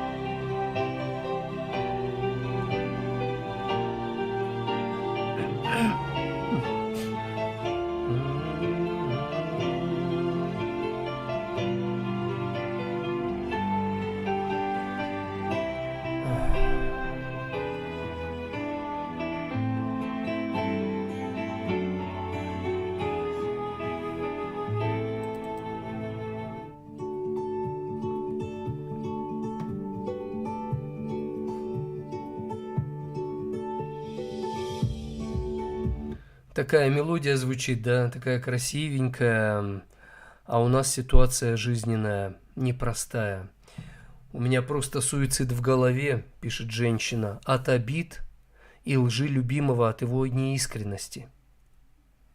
Суицид в голове. Это можно понять, и это нормально, естественно. Когда какие-то мысли умирают, когда он скрывал, что общался с другой женщиной уже 3 месяца, при этом обсуждал с другой женщиной, а она еще замужем за другим, да, у нее своя семья, и вот он обсуждал, что не сошлись характерами. Нет, чтобы это говорить, об этом говорить со своей женой. Ну, на худой случай, там, с психологом бы говорил об этом, нет, с другой женщиной, замужней. И это очень печально, это убивает в душе. Какие-то клетки нервные, они буквально умирают, потому что смерть действует. Когда любимый человек так себя ведет, что-то у тебя в душе умирает. Поэтому суицид в голове это непонимание, да, как жить дальше. Я не знаю, как жить. Я не вижу смысла жить. Я надеялась на него, мы же с ним вместе, а тут что, мы не вместе? Я уже не могу на него рассчитывать, он как чужой, он хуже чужого, хуже, чем враг, он предатель. Да, от этого всего и сна нет, и аппетит пропадает, и смысл в жизни теряешь. Но знайте, что сейчас, когда вы проходите через вот этот суицид в голове, вы пройдете через это. Ваша задача сейчас верить, что этот период закончится тяжелый. Прояснится, что к чему, потому что все тайное рано или поздно становится явным. И сейчас вам нужно выжить в этих тяжелых условиях, не скатиться в проклятие этой женщины, своего мужа. Потому что проклятия, они создают условия для смерти. Проклятия убивают тех, кого проклинают, и тех, кто проклинает, все погибают. Ваша задача сейчас умереть, вот в смысле вот этого тяжелого состояния, чтобы оно умерло. В этом плане, да, умереть, вот, чтобы оно все просто вот зачахло, сдохло и даже убить, может быть, какие-то мысли негативные, которые говорят, да, выцарапай все глазки ее, все порви, все волосы повыдергай этой. Вот это вот надо, чтобы вот эти вот желания и чувства, вот их надо уничтожить, да. Хотя очень хочется это, да. Но поверьте, она хлебнет, она за свое заплатит и дорого будет платить, намного дороже заплатит, чем вы это можете сами ей устроить. Но тот факт, что он скрывал и общался с другой женщиной, это же тоже говорит и о вас. Вы не почувствовали, что-то не доделали. То есть он виноват, да, он. Но вам надо от этого взять повод и поработать над собой. Хотя кажется, какой смысл? Он, козлина такая лохматая, похотливая, стал бродить по ночам тайно где-то там, да, с ней созванивается, списывается. Это не важно. Даже если он виноват явно, да, если у вас проявляются слабости, они проявляются. Где-то вы с ним не были откровенны или не говорили с ним. Ну, чего-то не было, да, с вашей стороны. И он виноват, допустим, на 80-90%, но свою недоработку вам надо обнаружить, свои какие-то слабости. Почему надо сконцентрироваться на себе? Двойной эффект. Во-первых, вы переключитесь на то, что вы можете контролировать, а он выходит за пределы вашего контроля, и та тетка тоже. Концентрируйтесь на том, что вы можете контролировать. Это, во-первых, первый эффект. Второй, Таким образом вы себя будете отделять от этого негатива в поведении вашего мужа. И у вас не будет негативной зависимости от него. То есть вы начнете формировать внутреннюю свободу от этого зла, от этого плохого. И тогда это состояние свободы, оно будет вас постепенно наделять силой, уверенностью. Да, и вот это будет как раз то самое состояние любви к себе, уважения к себе. И это будет состояние силы, исходя из которого вы сможете выбрать правильные реакции. Вот что важно. Вы пишете, что она нашла его в соцсетях. Да всех нас можно сегодня в соцсетях найти, да? Начала писать, будучи замужем. Почему он стал с ней переписываться? Потому что с вами он так не общался, как с ней. Она что-то ему стала такое говорить, что вы ему не говорили. Они стали общаться, и теперь он поехал к ней. Меня она внесла в черный список. Все это очень больно. Это все раздавливает в вас добро, свет, глушит. Вам нужно сквозь эту, знаете, вот смертную долину, смертной тени пройти. Потому что пока вы не сможете ничего изменить. Оно может даже ухудшаться, усугубляться. И поверьте, пройдя сквозь эту долину смертной тени, вы в конечном итоге выйдете обновленной. Ваша задача обновиться настолько, чтобы полюбить себя, ценить себя, уважать себя заново, открыть себя по-новому, стать новой женщиной. Кстати, вот мои курсы, они этому посвящены. Да, вот именно этим я занимаюсь, когда вот я вкладываю в свои курсы рекомендации, там, техники разные. Именно такой эффект они дают. Обновление, такого очень мощного, сильного обновления. Ну что ж, как бы вы, уважаемые зрительницы, да и зрители, мужчины, к вам тоже, как бы вы в этой ситуации поступили? А как вы поступали? А какие уроки вы извлекли, если у вас что-то похожее было в жизни?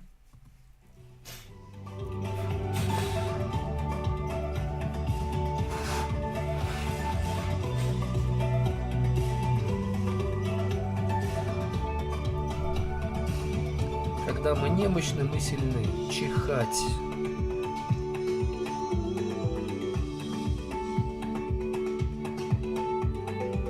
Марина написала, что вы думаете о корнях поиска аллергии в психосоматике, как неприятие чего-либо? Да, есть такая проблема, да. Аллергия как неприятие чего-либо. Аллергия может быть из-за стресса, из-за того, что ты неправильно стресс преодолеваешь. Аллергия может быть как генетическая предрасположенность. Аллергия может быть как неприятие чего-то, то есть надо принять, а ты не принимаешь, да. Причины аллергии могут быть разными, как и причины гнева, причины каких-то заболеваний.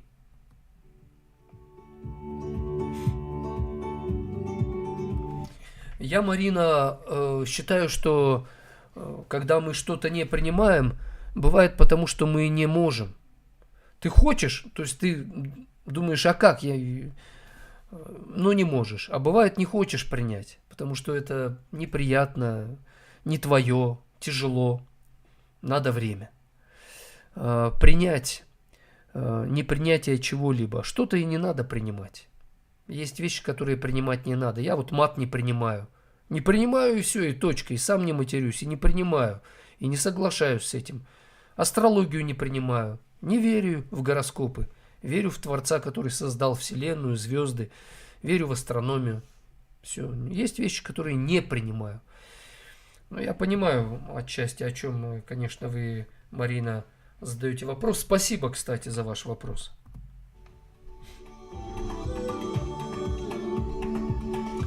Тинара пишет: доброе утро, Евгений. Привет из Алматы. Прекрасно выглядите.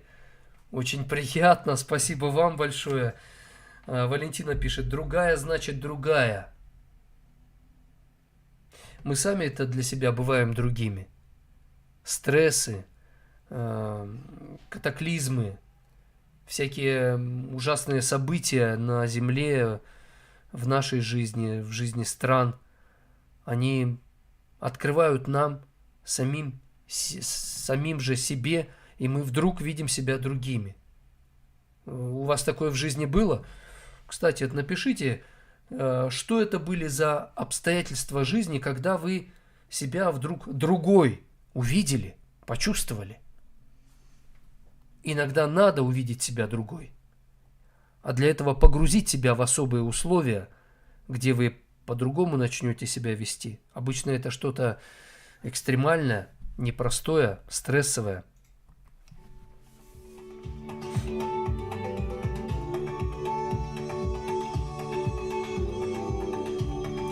Валентина пишет, не свистите, денег не будет. Чихал я на это суеверие. Свистел, свищу и буду свистеть.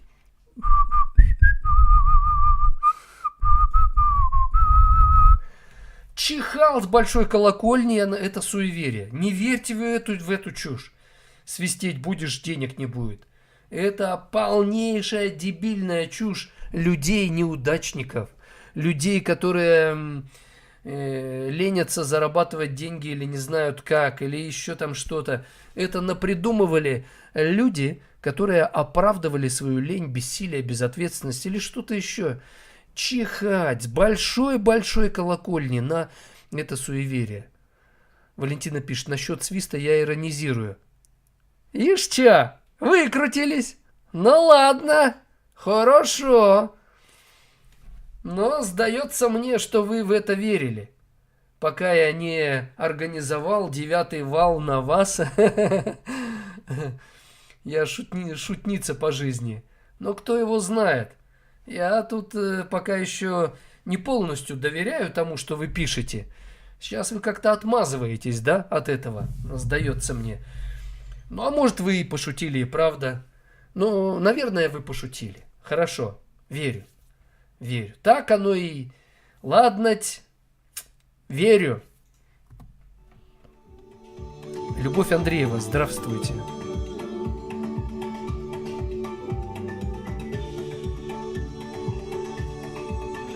Так. Песня. Пришло время для песни. Так.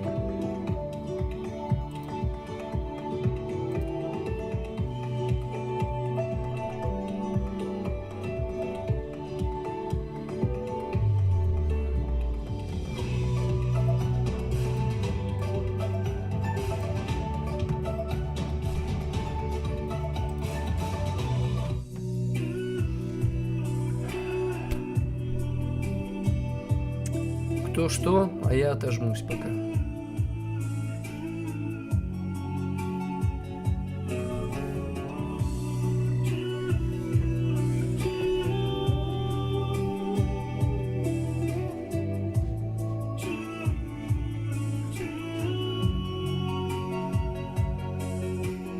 Очень много раз я себе задавал вопрос, для чего родился на свет. Я взрослел и рос. Для чего плывут облака, идут дожди. В этом мире ты ничего для себя не жди. Я бы улетел к облакам, да крыльев нет. Манит меня издалека тот звездный свет, но звезду достать нелегко, хоть цель близка. И не знаю, хватит ли сил для броска. Я подожду еще чуть-чуть И собираться стану в путь,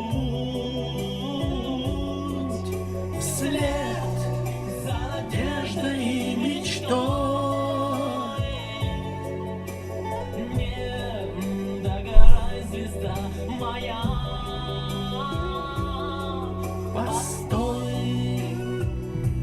Гульнара.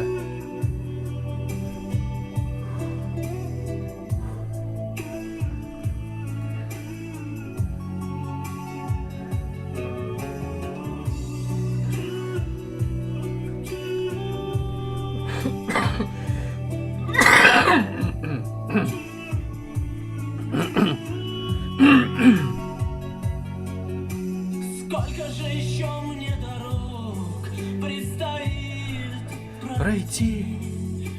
Сколько покорить мне вершин, чтоб себя найти. Сколько же с отвесной скалы Бронхитный, мне да-да-да. падать Знаю. вниз. Сколько начинать все с нуля. И есть Ли смысл?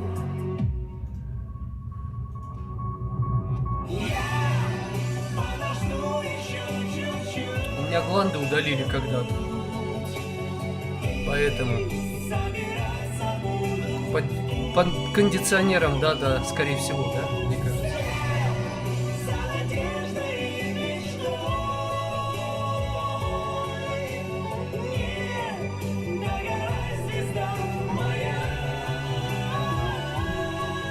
Постой.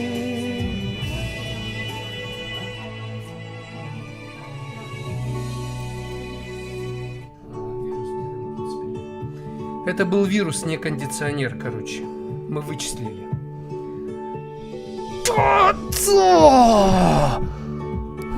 Поймали его.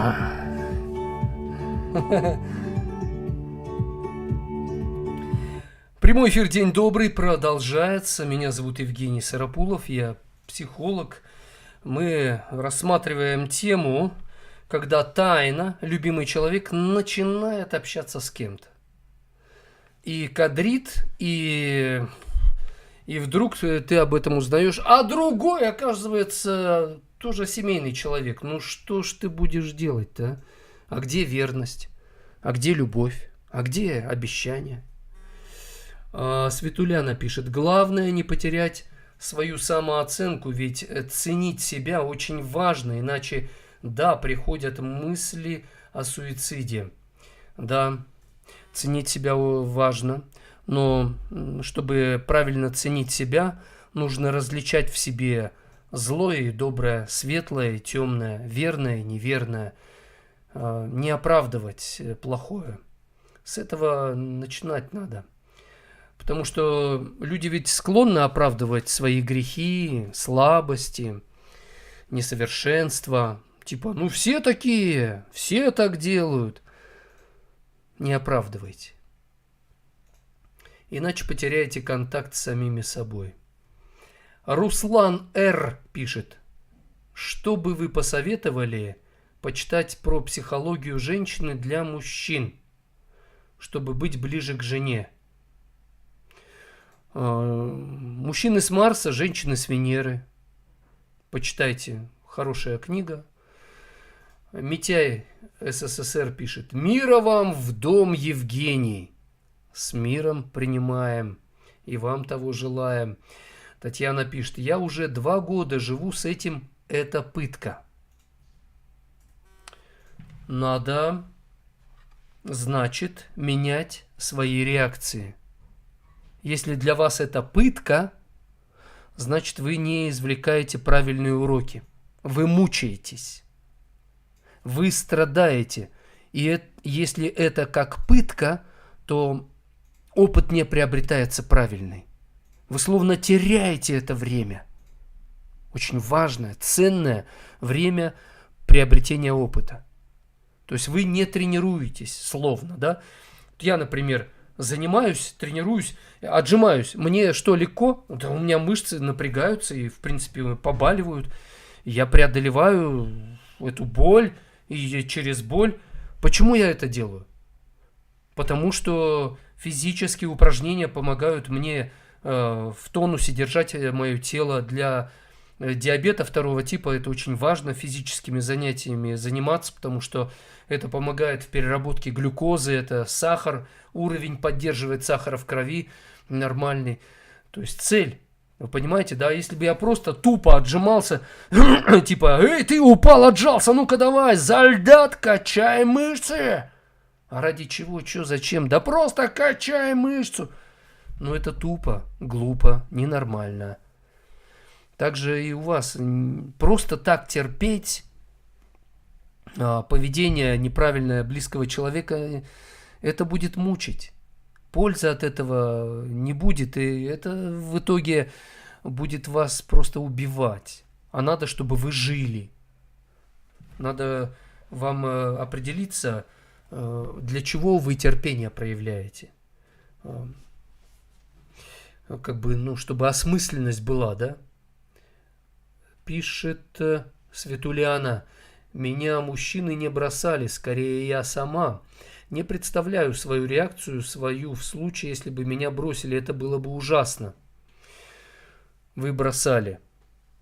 Да. Скорее вы сами бросали. Надо же. То есть вы успевали выйти первой из игры. Получается так. А они не успевали. Ну, знаете, за все придется платить все равно. И если вы все-таки бросали их, потому что так поигрались, так сказать, да, и почувствовали, что пора, чао, чао, дорогой. Ну, что-то где-то в жизни у вас, если не срабатывает, то это возвращается, вот эта обратка, или вернется где-то. Но оно все просто так не проходит. Но если вы не чувствовали эту боль, может быть, у вас все нормально в отношениях, и вы не играли в игры, да. Бывает, у людей нет этих проблем, о которых я сейчас говорю. Но у вас есть какие-то другие. Светуляна пишет, оригинально вы ответили, жестоко. Нет, я не хотел жестоко отвечать, но я хотел как бы вас встряхнуть, и чтобы вы еще раз оценку провели этих отношений с мужчинами. И, может, у вас все и нормально было, и вы... А может быть, нет, может быть, вы крутили, вертели что-то там, шуры-муры, надо в этом признаться. Тогда платить будете меньше. Закон сеяния и жатвы, что посеешь, что пожнешь, он же работает, это же не отменяешь. Никто не может это отменить. Гульнара пишет, не надо закладывать программу, тогда ничего не случится, думать нужно о хорошем. Есть люди, которые делают все хорошо. Вот Христос вообще все сделал правильно. Комар носа не подточит. Преуспевал в любви у Бога и человеков. И его распяли. Он вообще праведник. Ничего плохого не сделал. Его убили. Унизили, оскорбили. А он взял на себя наши грехи и понес наши немощи. Умер за наши грехи. То есть вы понимаете, если мы даже делаем все правильно, мы не избежим каких-то проблем. Делать правильно надо. Ну, с одной стороны, чтобы меньше было проблем. С другой стороны, потому что это обязанность. Потому что если ты не будешь делать правильное, ты будешь делать неправильно. Третьего не дано. Тут вот такая жизнь, она в этом смысле черно-белая. И делать надо правильное, чтобы сила добра у тебя была, чтобы ты умел побеждать зло добром. Чтобы была эта сила. Поэтому думать о хорошем, не закладывать программу какую-то неправильную. Как бы вы ни поступали правильно, проблемы все равно будут. И порой кажется так несправедливо. Человек страдает. Вообще, кажется, ничего никому плохого не делал. Тут пришла война, тут пришло какой-то кошмар, тут обвалилось на тебя какие-то болезни, еще что-то. Кажется, тотальная несправедливость. Например, ты едешь на машине, ровно, все, соблюдаешь правила. Какой-то там нанюхался, напился, или у него просто, ну что-то он, да, не контролирует, навстречку выехал, бам, в тебя, да, врезался. Ты вообще все соблюдал, идеально. Следите за собой, Следите за окружающим миром, будьте осторожны и помните, что вы делаете правильные вещи, правильно программируете себя, не для того, чтобы у вас в жизни все было идеально, а вот то, о чем я сказал в начале. И Бог вам в помощь. Так, у нас 13 примерно минут до завершения.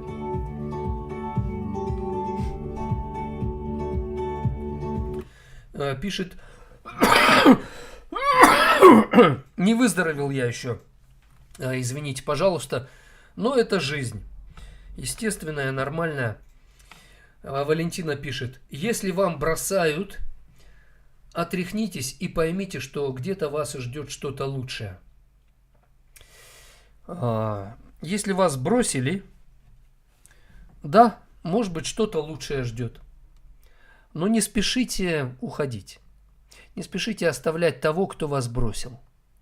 Потому что он бросил, и вообще-то он не понял, что он сделал. Он вообще не понял, что он потерял.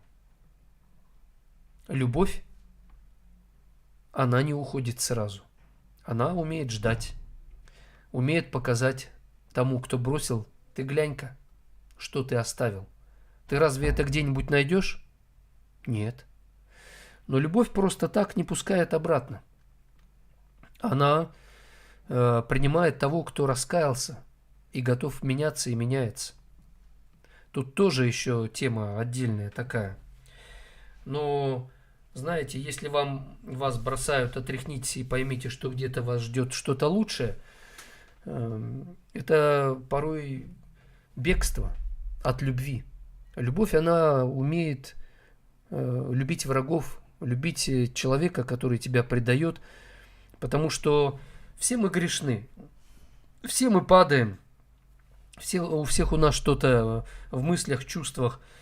Знаете, мы друг от друга отличаемся внешне. Люди, которые что-то делают не то, кажется, вот они гады, грешники, пакостники. Ну а в мыслях, а в чувствах, а в душе своей сколько у нас? А сколько мы еще за собой как бы не замечаем? Праведность наша, как запачканная одежда. В глазах так Всевышнего у всех у нас рыльца в пуху. Поэтому не спешите так жестко, строго относиться к тому, кто бросил.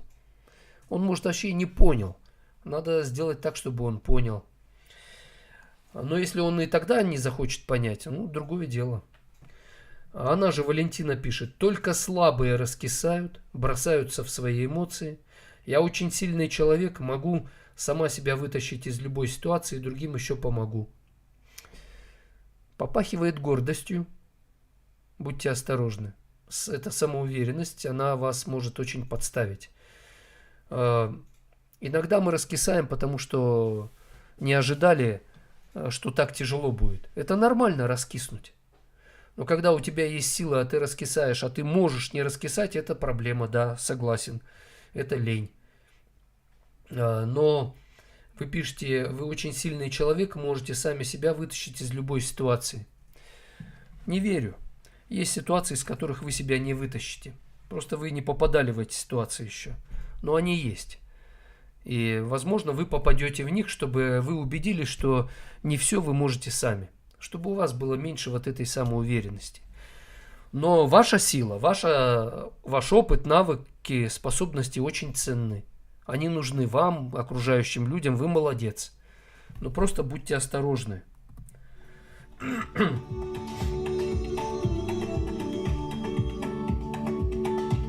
Алекс пишет, как отдыхать, достигать успеха, радоваться жизни, когда кто-то страдает, погибает? А как жить, продолжает Алекс, если денег нет? Когда денег нет, работайте за похлебку. Ну а что делать? Когда денег нет, зарабатывайте деньги бартером. Когда денег нет, но вы же сейчас смотрите трансляцию, вы же оплачиваете деньгами интернет соединение. У вас есть телефон, компьютер. То есть деньги у вас есть. Их просто мало. Иногда так мало денег, что кажется, что их нет. Они у вас есть, Алекс. Валентин, просто те деньги, которые у вас есть, кажется, что их настолько мало, что этого не хватит вообще ни на что. Ну да. Но в такие моменты и помните, о чем говорил Христос. Не хлебом одним будет жив человек, но всяким словом, исходящим из уст Всевышнего. Это тоже помогает. Валентина пишет, надо быть сильной, несгибаемой. Тебя бросили, греби вперед с улыбкой и позитивом. Ну, с улыбкой и позитивом не всегда получится. Со слезами на глазах, с криком, с болью, воплем в душе. Но греби вперед, да, это нормально. Порой, чтобы грести вперед, надо передышку сделать, отдохнуть, восстановиться, проораться, позвать на помощь. Светуляна пишет, самоуверенность тоже слабость, не позволять себе быть слабой. Сил хватит? Так вот, о чем и речь. Главное, чтобы признаться в своей самоуверенности. Виктор пишет, добрый день, приятного общения, позитива на весь эфир. Орехово-Зуево приветствуют вас, друзья. Спасибо, очень приятно. Валентина пишет, вся жизнь игра. Живите играючись, легко, ненавязчиво. Любые ситуации принимайте как препятствия, которые необходимо пройти. Согласен, спасибо. Но жить играючись, это не всегда помогает. Надо уметь играть. Игра порой помогает преодолеть тяжелые испытания. Но порой это издевательство. Над собой, над окружающими. И не вся жизнь игра. Да, игра это часть нашей жизни. Но не вся жизнь игра. Не согласен с вами, Валентина.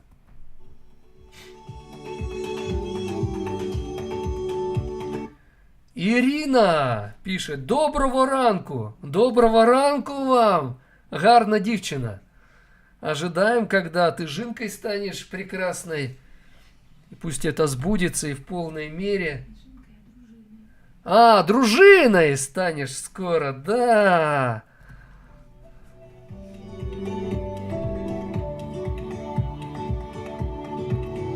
Алекс пишет, а кто за кадром справа от вас? Это мой секрет. Не скажу. Валентина пишет. Если бросил, значит бегите от него подальше и побыстрее. Любящий никогда не предаст. Христа предали все. Все мы предали его. Его близкие ученики. Все предают. Себя, Бога, принципы. Все без исключения. Одни это осознают сразу, другие позже. Предают все. Надо уметь прощать и давать правильно шанс тому, кто предал. Если вы любите, вы дадите шанс. Не любите, шанс не дадите. Ну и любовь тогда не даст вам шанс.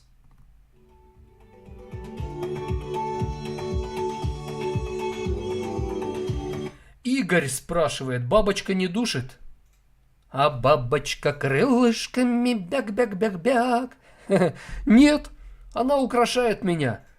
Она имеет такую честь быть приближенной к Евгению Владимировичу.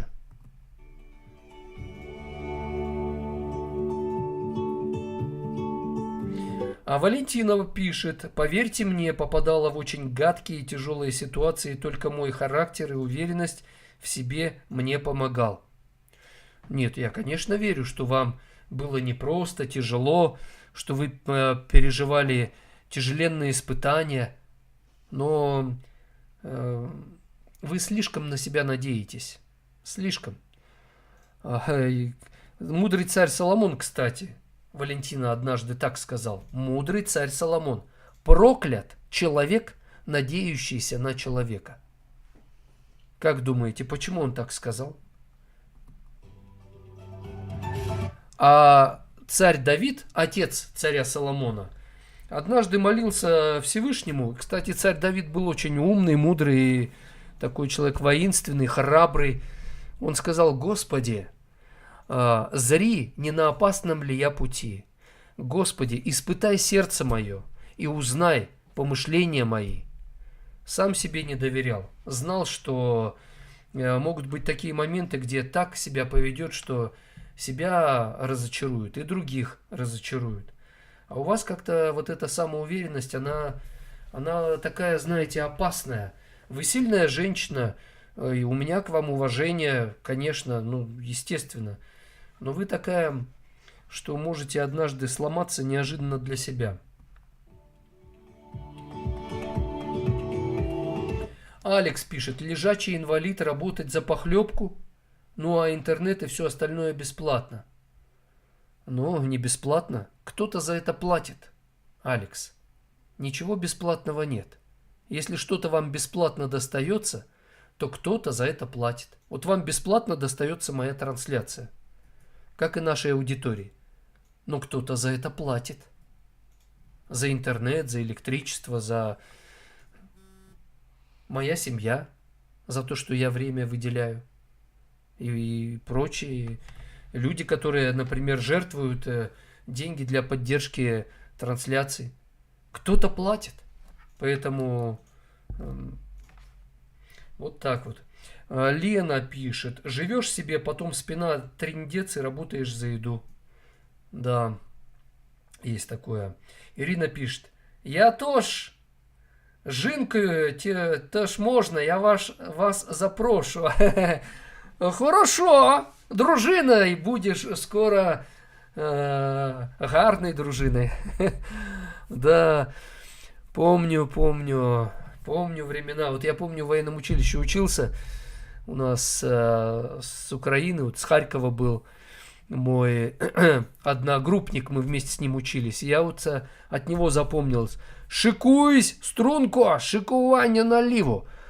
То есть равняйся смирно, равнение налево там, ну или направо.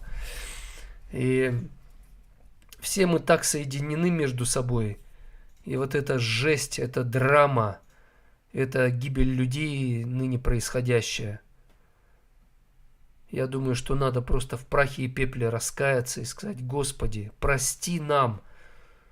Столько зла происходит и столько гибели. Души, самое ценное на планете Земля – это люди, и они гибнут. И Бог будет судить тех, кто это все организовывает.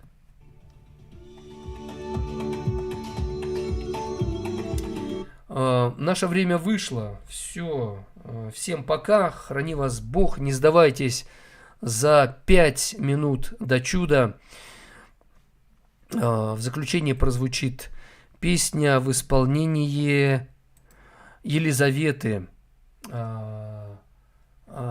Лиза Лукашина. Да, теперь она уже не Лукашина. Она, кстати, замуж вышла. За тобой пойду. За кем? За Господом. За Всевышним. Да поможет Он всем нам. Нам Его помощь сегодня как никогда. Кстати, очень нужна. Господи, прости нам наши грехи. Помоги нам быть на правильном пути, встать на правильный путь.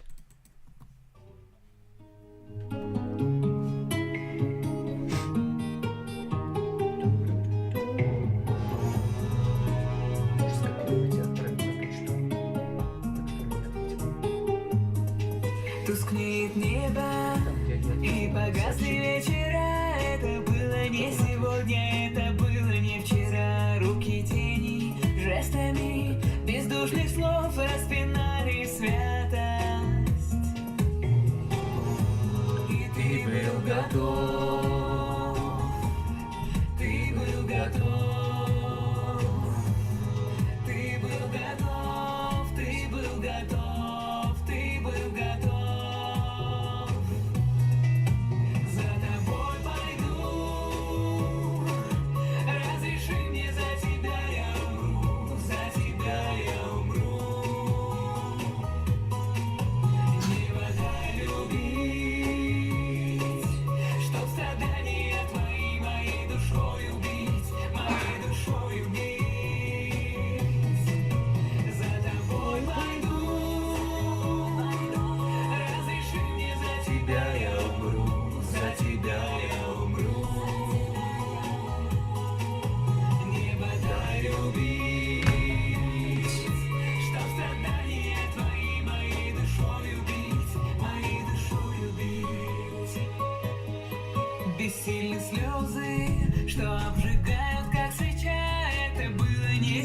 сегодня, это было не вчера. Души тени растворяются из глаз. Умер 1000 лет назад, чтобы спасти сейчас.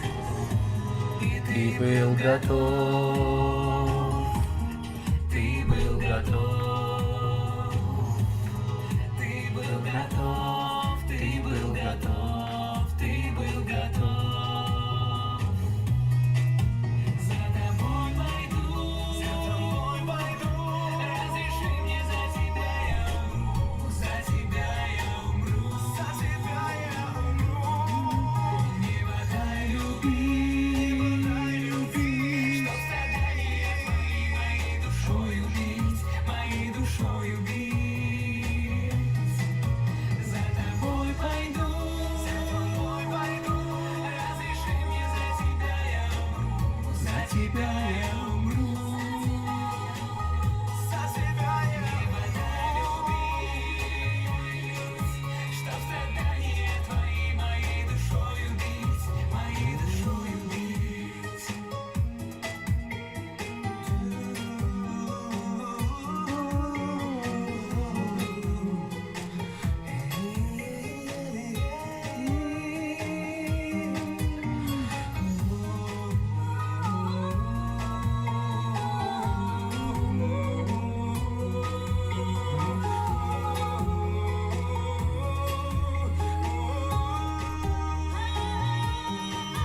За тобой пойду, разреши мне за тебя я умру, за тебя я умру, за тебя я умру. Не подай любить, чтоб страдания твои моей душою бить, моей душою бить.